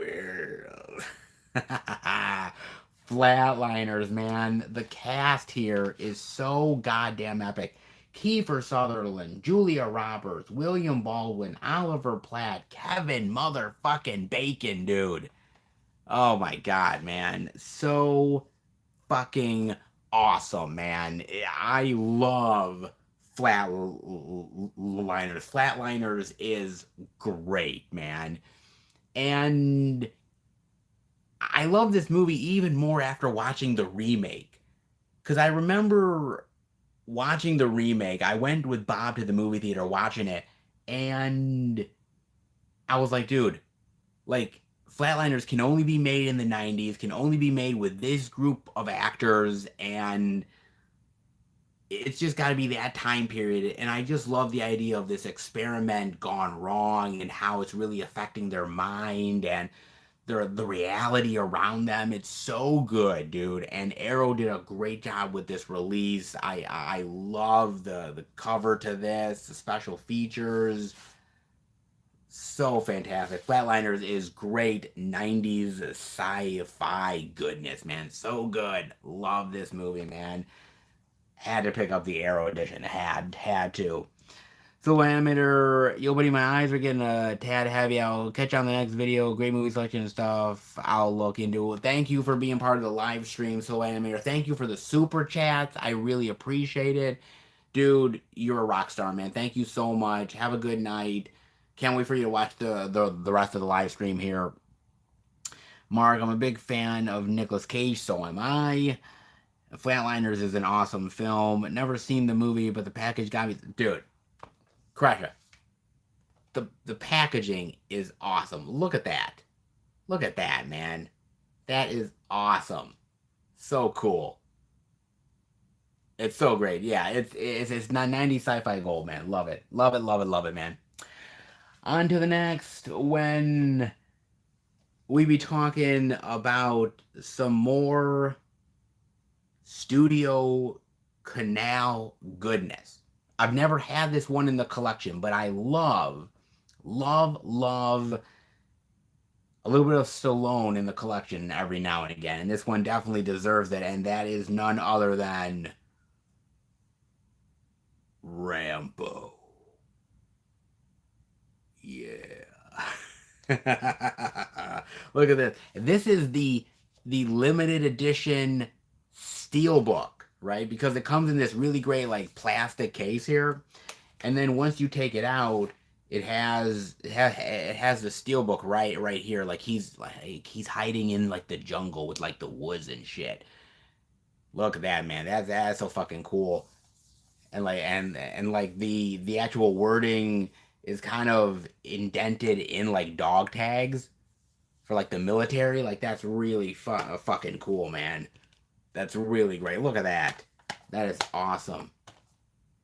Oh man, First Blood, dude. First Blood is awesome, and it comes with the booklet as well. Dude, rock fucking solid, man. This is a great fucking release by Studio Canal. It's fucking amazing. I love First Blood. I love Rambo, man. First Blood is the best movie in the entire film series. Okay? And it's just basics. He goes into this town, he's trying to mourn his friend. The sheriff, who is this real prick, ends up getting in his way, and suddenly Rambo is like getting PTSD and thinking about his days in the Vietnam and like the jungle and shit, and suddenly he's just going berserk. And like they've got to try to take him down. And it's so good. I love First Blood. I've always loved First Blood. Stallone is amazing in this movie. I love Colonel Troutman and how he's trying to like calm Rambo down. It's so good. I love this so much, man. The later movies got a little too ridiculous, a little too over the top, maybe even a little too way over the top in action. But I really love the first movie, and I think the fourth movie ended up going back to basics, which I really did like the fourth movie a lot. And then Rambo Last Blood, him versus the cartel, I'm like, man, why couldn't we have just ended it with four, right? But the first one will always be amazing. Always be amazing. I'll always love that. So amazing, man. So absolutely, man. So good. So good, dude. Rambo's fantastic. Really great. Then we're going to a little bit of Mondo Macabro love. And I think this is actually the first one for Mondo Macabro here, man. And I was telling you guys earlier that I'm really getting into Asian cinema. I'm really loving a lot of the Asian stuff, the stuff from Japan, China, Korea, you name it. I'm loving that stuff. Weird movies, man. And this was one that was kind of high on my radar, and I'm glad I picked it up from Mondo because it really is just kind of out there and bizarre, but really good actually. And that is Horoko the Goblin. Oh, look at that. It's like the guy's head and like there's like spider feet or some shit. Like, yeah, the imagery in this movie is wild, dude. It really is fucking crazy and insane, man. And I got the limited edition. Out of 1,500, I got 1,230, if you can see that right there, man. So this is all out of print now. Damn glad I got it. It's really bizarre Asian cinema, man. It kind of goes into some really twisted realms, dude, but it really is great. I don't want to say too much about it because I don't want to give anything away, but if you're into weird Asian cinema, Horoko is something to be seen, man. Can't say it'll make a lot of sense, but man, you'll be fucking scared. Just don't watch it in the dark. Put it that way, man. So good, dude. Roku's great, man. Oh man. Rambo of the franchise. I can agree with that. First Blood, great film. Absolutely great film, man. No doubt about it, dude. No doubt about it, indeed, man. Keeping the train rolling. We're almost done. We're almost to the end, guys.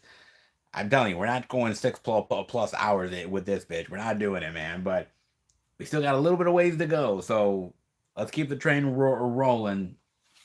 And this one, I'm actually surprised I didn't talk about this during the out and about. I never showed you guys that I picked it up, which I should have because I love the movie. And it's not the greatest as far as like a detective mystery movie is concerned, but I thought it was rock solid, man. I really did because look, if you're gonna get a detective movie, you get Hercule Poirot, baby.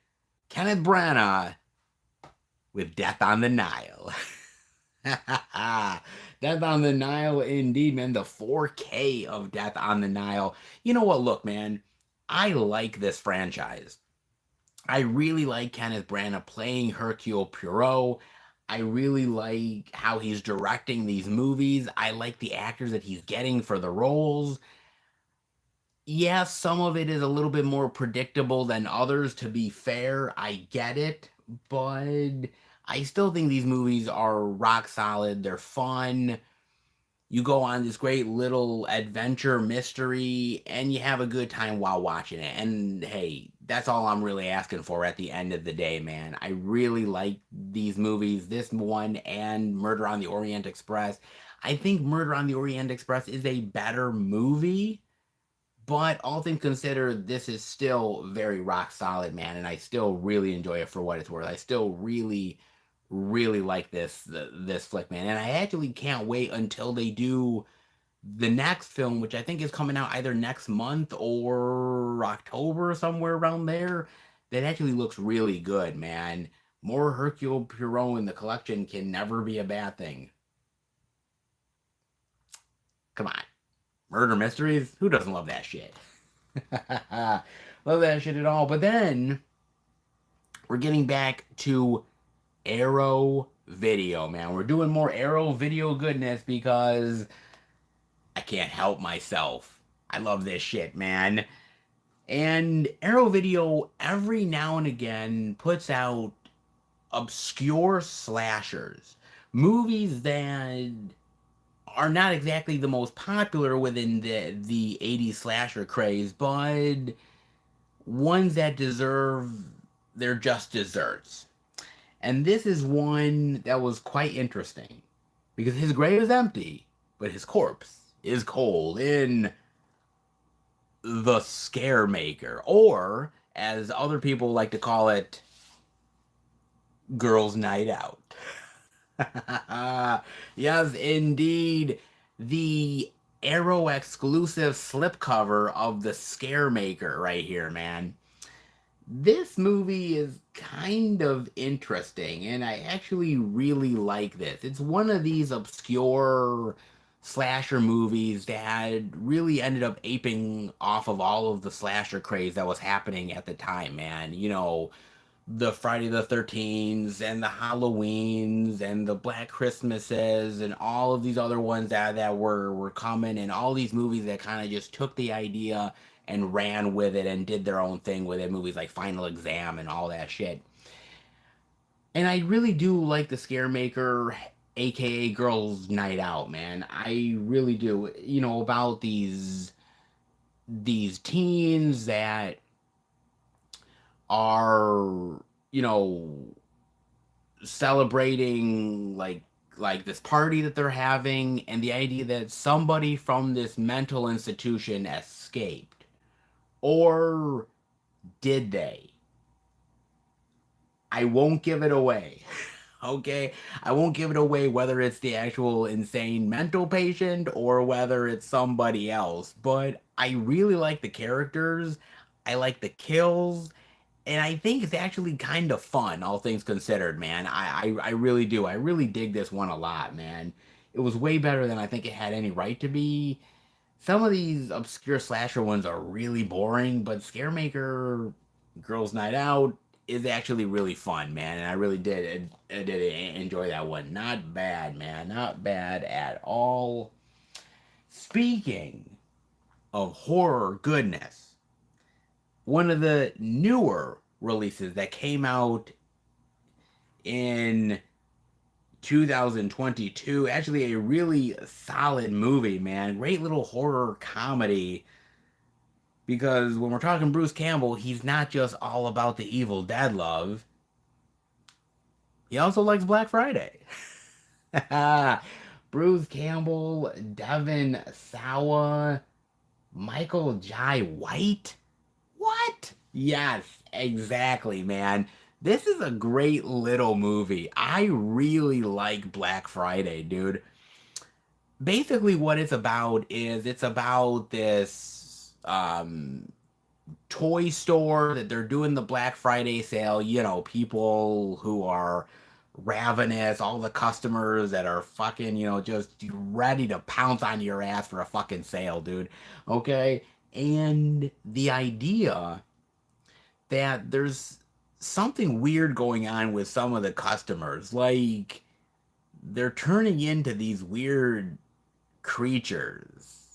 something's happening, and they're not only ravenous for the deals, but they're ravenous to kill as well. Yes, and all of the horror comedy craziness that goes along with it, man. It's actually really fun. Dude, I really like this one. I think it's actually pretty clever and pretty unique, and I like some of the personalities here and the idea that Bruce Campbell is not playing the hero, he's playing the scaredy cat owner that's kind of a prick, which I kind of like. Devin Sawa's great here. Michael Jai White has some badass moments. It's actually very entertaining, man. I actually really like Black Friday a lot, dude. It's not the most perfect one, but it has some really cool moments that you kind of cheer and laugh, and you gotta love it, dude. I do really like Black Friday, man. Black Friday is really, really great. Definitely dig that, dude.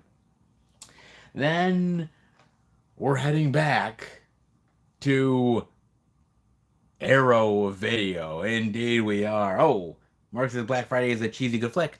I agree. I agree indeed, man. That's why it's going in the collection, man. Come on. Back to Arrow Video because Anthony Perkins. Yeah, we think of him as Norman Bates. Of course we will. We always will.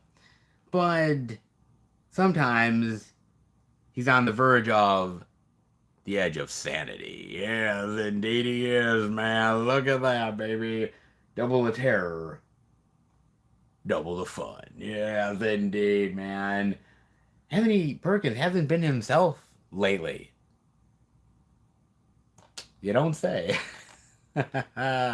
Oh, man. This is a great little movie, dude. I really like this. In fact, if I'm not mistaken, this movie was in a double feature set that Scream Factory put out with another movie.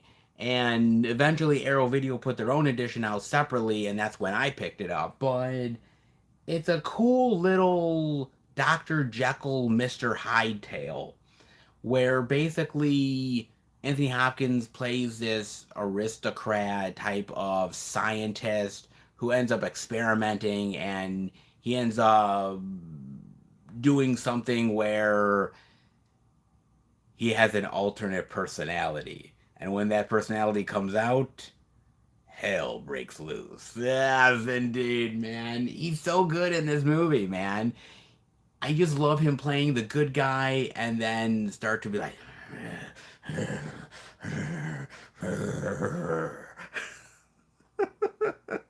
Starts supposed to playing the evil, demented bad guy, man, and he does it so well. He does it great, man.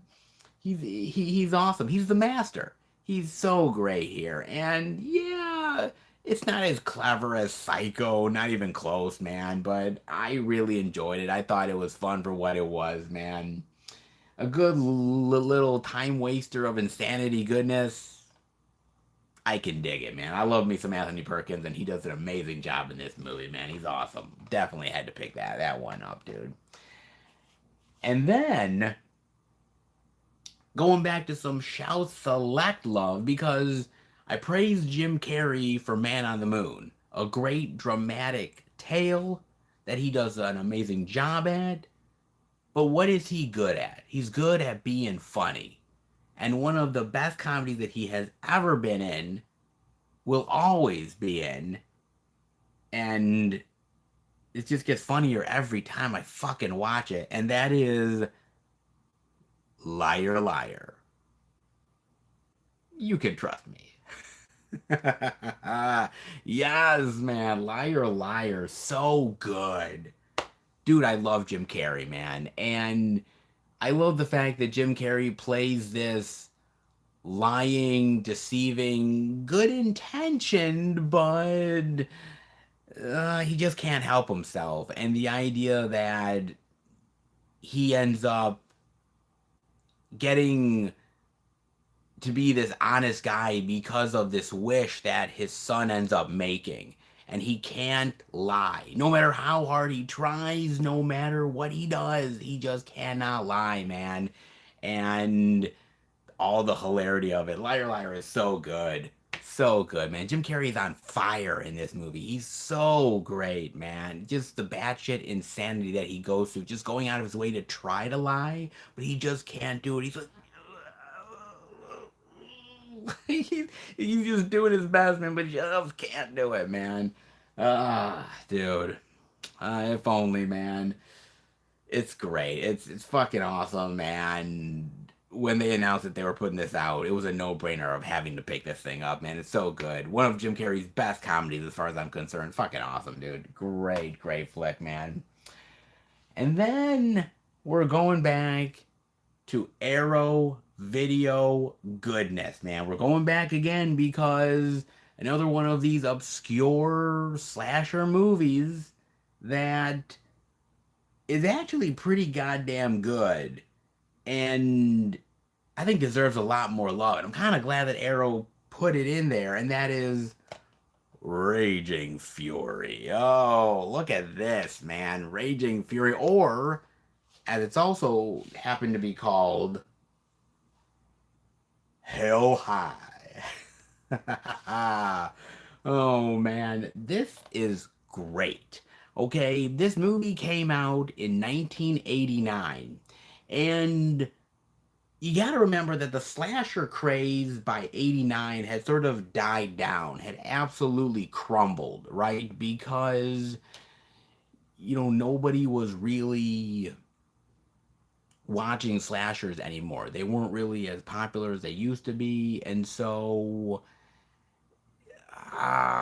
they just ended up one way or another just completely just not being popular anymore. They were still making them, but nobody was really watching them.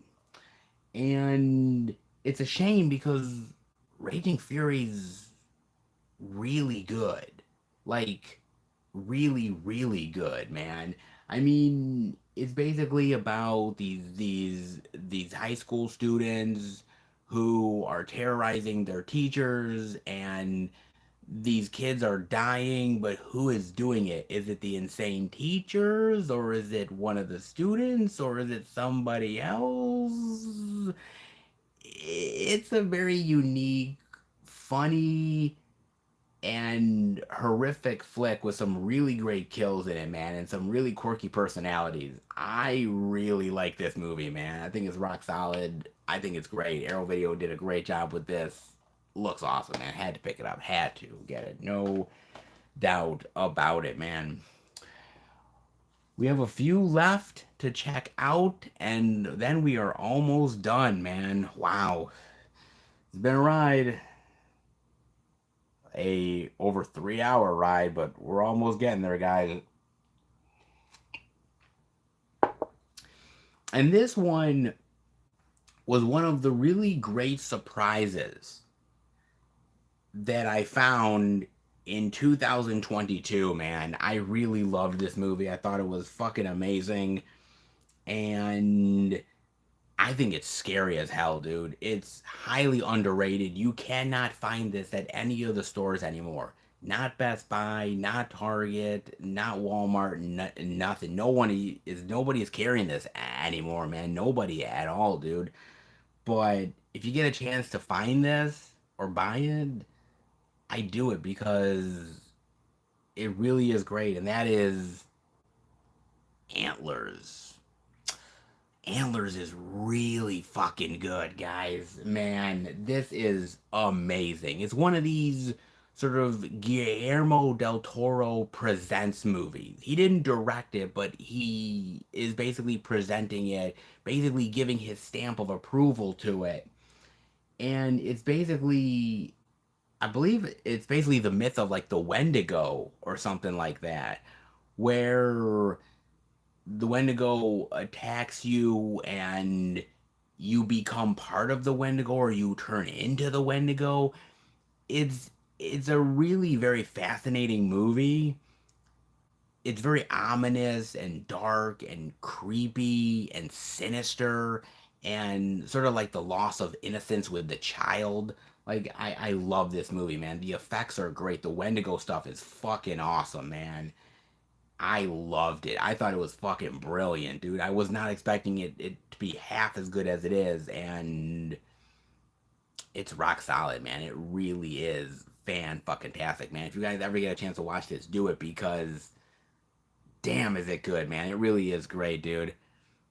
Antlers wasn't bad at all. Pretty decent. No, Antlers is really good, man. It's actually really solid.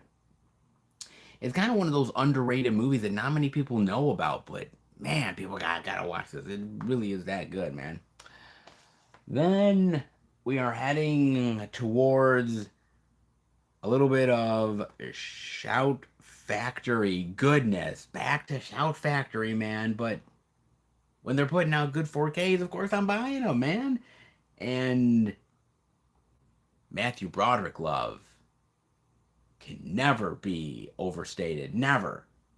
Because sometimes he's the only one that can save the world in war games. Oh, War Games is so good, man. I love this 80s movie, man. Matthew Broderick is so great in here, man.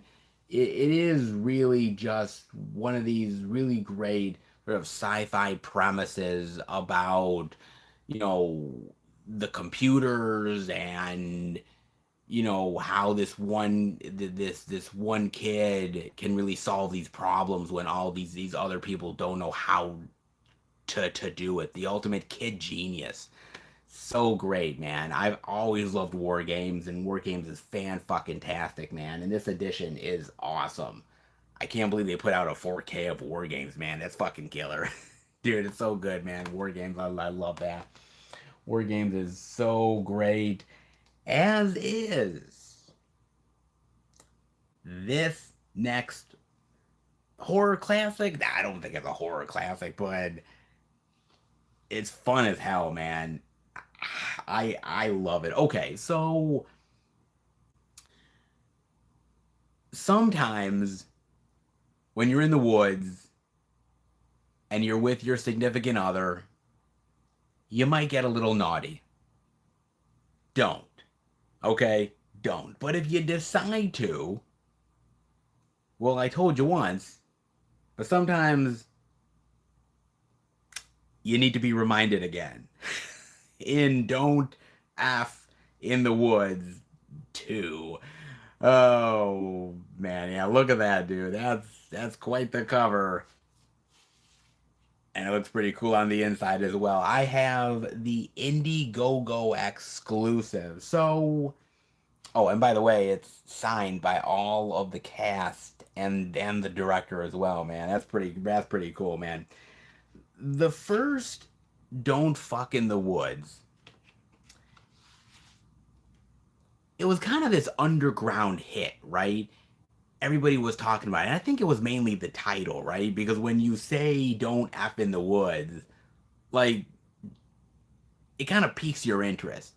And it's a cool little monster flick. I actually kind of like it. It's not perfect.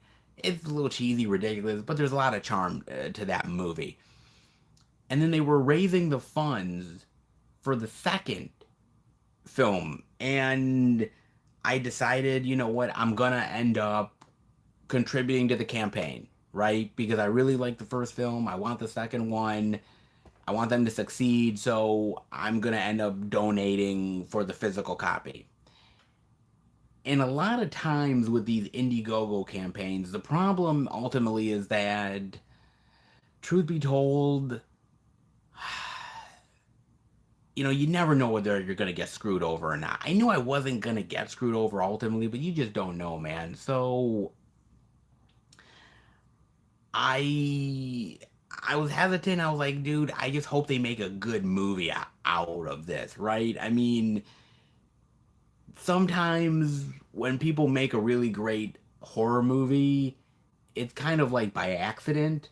They didn't mean to make it good, it just ended up being that way. So sometimes lightning doesn't strike twice. But in this case, it actually does. Don't F in the Woods 2 is actually really fun. It really takes off from where the first film left off, and the idea that the creature is still on the loose, and that there's more stupid people out in the woods that are doing stupid things and will get killed in ridiculous ways. That's pretty much what it is, man. But it's fun.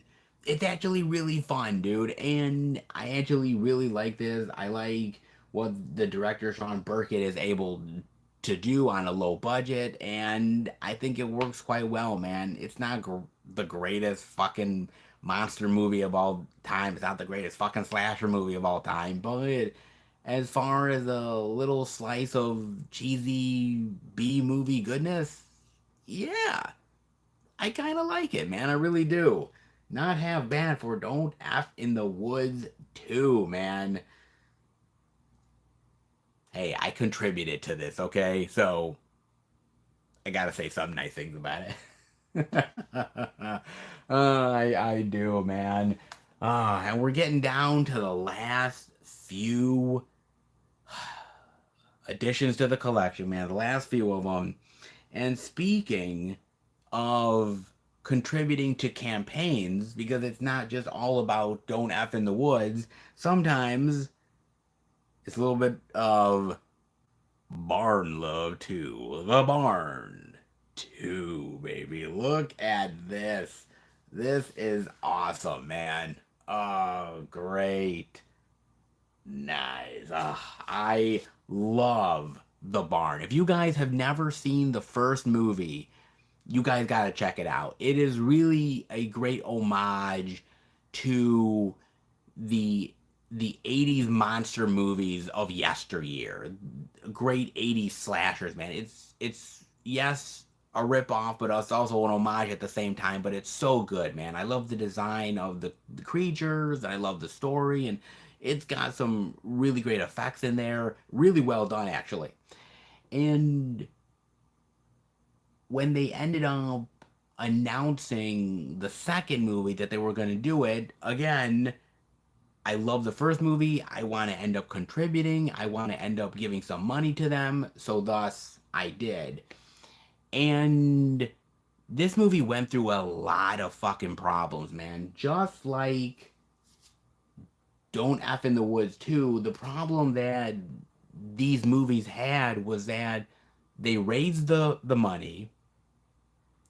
They ended up getting the cast they wanted, preparing the effects, you name it. And then what happens? COVID happens. The coronavirus. So what ends up going down is the fact that everything gets shut down. All the productions get shut down. People are getting sick. You name it, right? And so they have to suddenly stop midstream and stop making this movie. And so they don't know when they're going to get back to making it. They have no idea, when the actors are going to be available, if they're even going to come back to make the movie again. God forbid if anybody dies. I mean, everything is up in the air, right? And The Barn 2 is one of these movies that got heavily affected by COVID.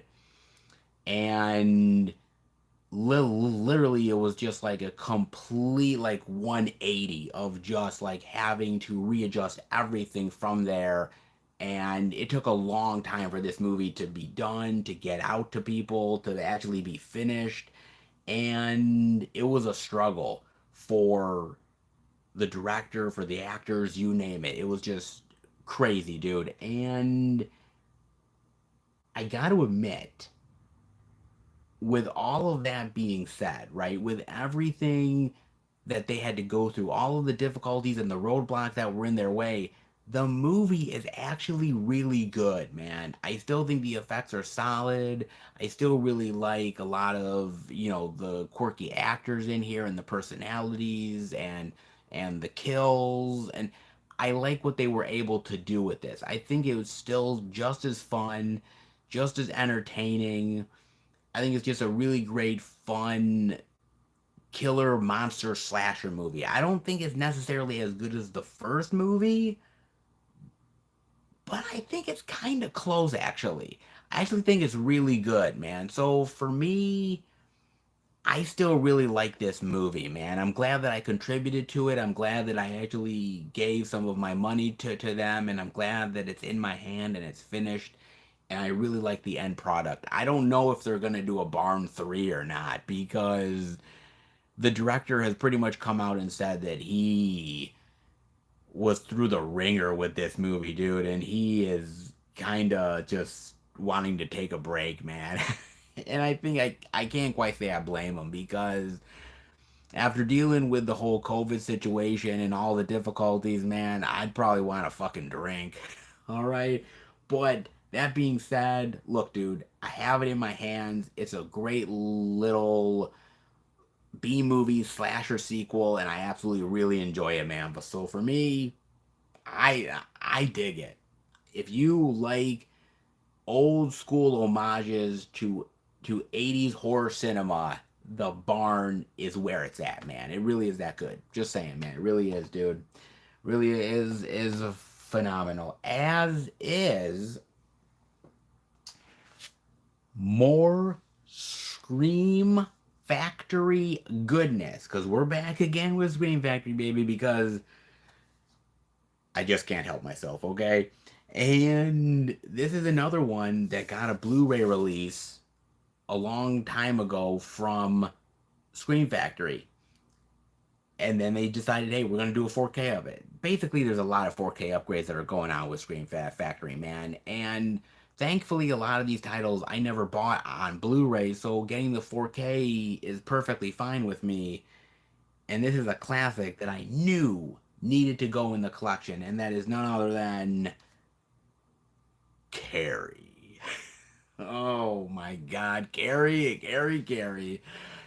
If you've got a taste for terror, take Carrie to the prom. Oh, I don't know about that. Oh man, Carrie is so good. I love Carrie, man. It is one of the best quintessential horror movies of all time. Sissy Spacek is absolutely terrifying in this role. I mean, she's sympathetic, you feel for her, but also when it goes crazy and insane, there's no stopping her, man. I love her in this. John Travolta, a young John Travolta, is great in here as well. He's fucking awesome here. I love Piper Laurie is great in here as well. Some really great, wonderful people. Nancy Allen as well from RoboCop is fantastic here too.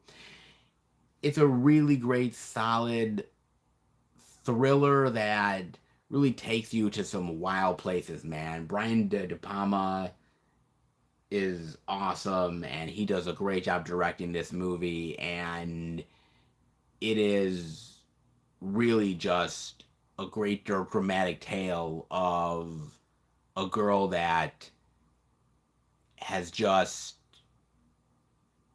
life has just kicked her so badly in so many ways, and she just had enough. That's it, man. We all go a little mad sometimes, motherfucker. We all do, and Carrie definitely did, man. And you know, they're always redoing Carrie. You know, there's been TV movies. There was the remake with Chloe Grace Moretz, which isn't a bad movie necessarily, but it's not nearly as good as the original Carrie, man. Not even close, man. This will always be a classic. Old school cinema, and the classics never go out of style. And Carrie is definitely one of them, man. Glad to finally have it in the collection. I've loved this movie for so long. I've always wanted it. It's about time I have it. Oh, well, indeed it is. But that's not it. We got one more thing, guys. And we're back with Arrow Video. Doing one more boutique label of might as well go back to Arrow. And, you know, look, Kevin Costner. You may think of him as John Dutton in Yellowstone. Yeah, he's badass. You're not wrong. But do you want to know what's more badass than John Dutton? Robin Hood.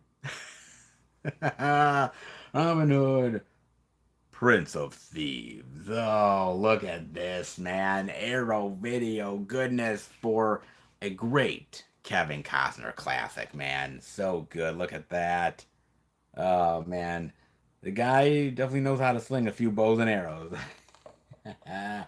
So great. It comes with like the booklet as well. On top of that, so good, man. If I want that Robin Hood, the only hood that matters. Yeah, damn right, man. It's so good, man. Robin Hood is great. It's a great fun flick. I love him in there. Morgan Freeman is great in here as well. Christian Slater is great here too. I love him, man. He's fantastic as well. You've got some really great, solid actors in this piece, man, and they all do amazing work. And for me, I'm gonna be honest with you. As far as Robin Hood goes, the Errol Flynn stuff never really got me. Even the modern day stuff, like they did a Robin Hood with, uh, I think that movie with Jamie Foxx, which was a real, I mean, no offense, man, that was a real piece of shit. Okay, that was bad, dude. And they've always tried to reinvent Robin Hood. I mean, they even did that Robin Hood with Russell Crowe, which wasn't really all that good either. And so they try to reinvent it over time. And, some reinventions are better than others. And I think this is one of the best ones. I really do, man. It's thrilling. There's some really great action scenes. I love the charm and the charisma of Kevin Costner playing Robin Hood. So I really dug this, man. I thought this was a really solid movie. I've always dug it. And for them to put out a really great edition of this, the 4K Love, I had to pick it up, man. God damn, dude. It's too good. I can't say that I'm really gonna put any more Robin Hood in the collection. But if I'm gonna buy one, I think this is gonna do it, man. I really do, dude. Not half bad. And oh my god. This is wild, dude. I had so many things to show off. It was fucking nuts, man. This is a crazy, crazy pile. Look at this, man. This is nuts, dude. Look at that. That is crazy and insane. So many releases. The stack is absolutely nutty, man. Absolutely. Look at that. Yeah. Oh, yeah, man. Look at that. Oh, yeah. Yep. That was a lot for the 2022 pickups, man. That was a lot, okay, dude. Not nearly as much as 2021 pickups, okay? That was like over 6 hours long of crazy physical media madness. So it just wasn't as long as that, but yeah, we spent a long time talking about stuff, man. And I'm gonna be honest here, guys. And even though you guys have not seen all of the out and abouts that I have done so far for 2023 and all the pickups that I've gotten yet, but for me, I bought a lot of stuff in 2019. 2020, I bought a lot of stuff, but it was less than 2019. Bought a lot of stuff in 2021. You guys know that. But I think I bought less in 2021 ultimately than I bought in 2020. 2022, I bought less than 2021. And even though I have bought a shitload of stuff in 2023 so far, and trust me, I really have, man, stuff that you guys haven't even known yet, I think ultimately 2023 is going to be slightly less than 2022 here. And it's not that physical media is getting bad. We are in a golden age of physical media, guys. You know this as well as I do. But it's not that my tastes are changing necessarily. I've bought so much stuff already. I bought so many things. And now what we're getting into now is we're getting into a lot of upgrades. We're getting into the 4K upgrades, and we're getting into different editions from different labels, but it's the exact same movie. And sometimes I'm a sucker for that stuff. Sometimes I'll buy it, and other times I'm not gonna buy it so much. It depends, ultimately, guys. I mean, for me, I'll always love physical media. I'll always buy physical media. It will always be one of my high priorities. But for me, I don't think I'm gonna be investing in it as much as I used to over the years. I've bought what I've bought, I've liked what I've liked, and now I'm kind of getting to that comfortable period now where, I'm going to buy what I enjoy. I don't need to buy everything. I don't need to get into the FOMO. I don't need to end up just buying for the sake of buying. I don't need to do that anymore, guys. Sometimes I can just sit back and wait. Or I can end up like just realizing, well, that release is cool, but do I really need it? And so going forward, the collection is going to be rather interesting within the next year or two, how it shapes up. I got a lot of stuff in the collection. God knows how many movies I've got here, guys. But I'm comfortable with what I got in the collection. I'm happy with it. And anything that I add now, whether it's the stuff from 2022 or the stuff I'm getting now, is stuff that I really want. I'm not buying for buying anymore, guys. If I'm going to buy something, I'm going to buy it because I like it or I've done my research enough to want to buy it. That's where my head is at this point, guys. And I'll be curious to see where the physical media landscape goes for the rest of the year into 2024, where it ends up going, and how these studios are going to put out some great releases. There's a lot of great physical media that's already out there in the ether and more that's coming on the way. So stay tuned, man. There's always going to be stuff that's going to be added to the collection. There's always going to be stuff that I'm going to love and cherish. And there's always going to be something worth buying, guys. It may not be as plentiful as it used to be, but I think for me, what you're going to see me buy is stuff that is truly going to be worth adding to the collection. It's not going to just be buying for the sake of buying. And I've always told you guys that your collection is personal to you. Don't just buy for the sake of just having something in the collection. Buy because you actually like the movie, you actually want that edition, and you actually are going to invest your time to actually watch it. And all of these movies that I have in my collection, even the 2022 pickups, are movies that I know for sure, absolutely without a shadow of a doubt, that I will be revisiting, guys. So make your collection your own. Make your collection personal to you and cherish as an extension of yourself. And when you do that, you can never go wrong. So here's to the 2022 pickups. Here's to 2023 so far and going forward. And here is to physical media. May it always reign supreme. You may not always be buying everything, but what you will be buying will be supporting the format. And that can never, and I mean never, be a bad thing. Never at all, man.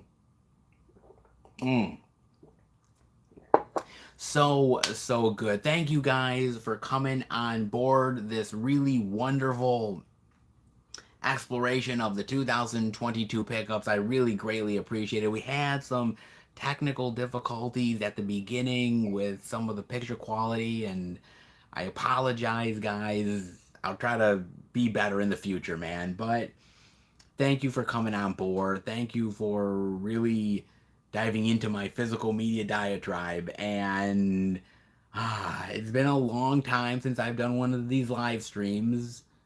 I swear it won't take me long to do another one. I swear it, folks.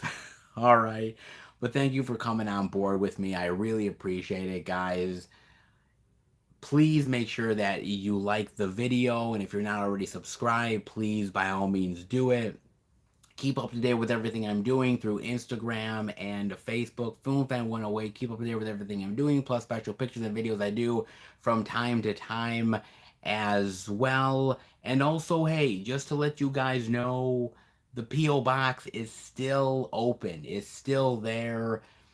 I know that times are tough. I know that, it's not easy buying things nowadays with inflation and everything like that, but I keep the P.O. Box open just in case you guys are interested to send anything my way. If you are, the P.O. Box is in the description below. It's not expected, but it's definitely appreciated.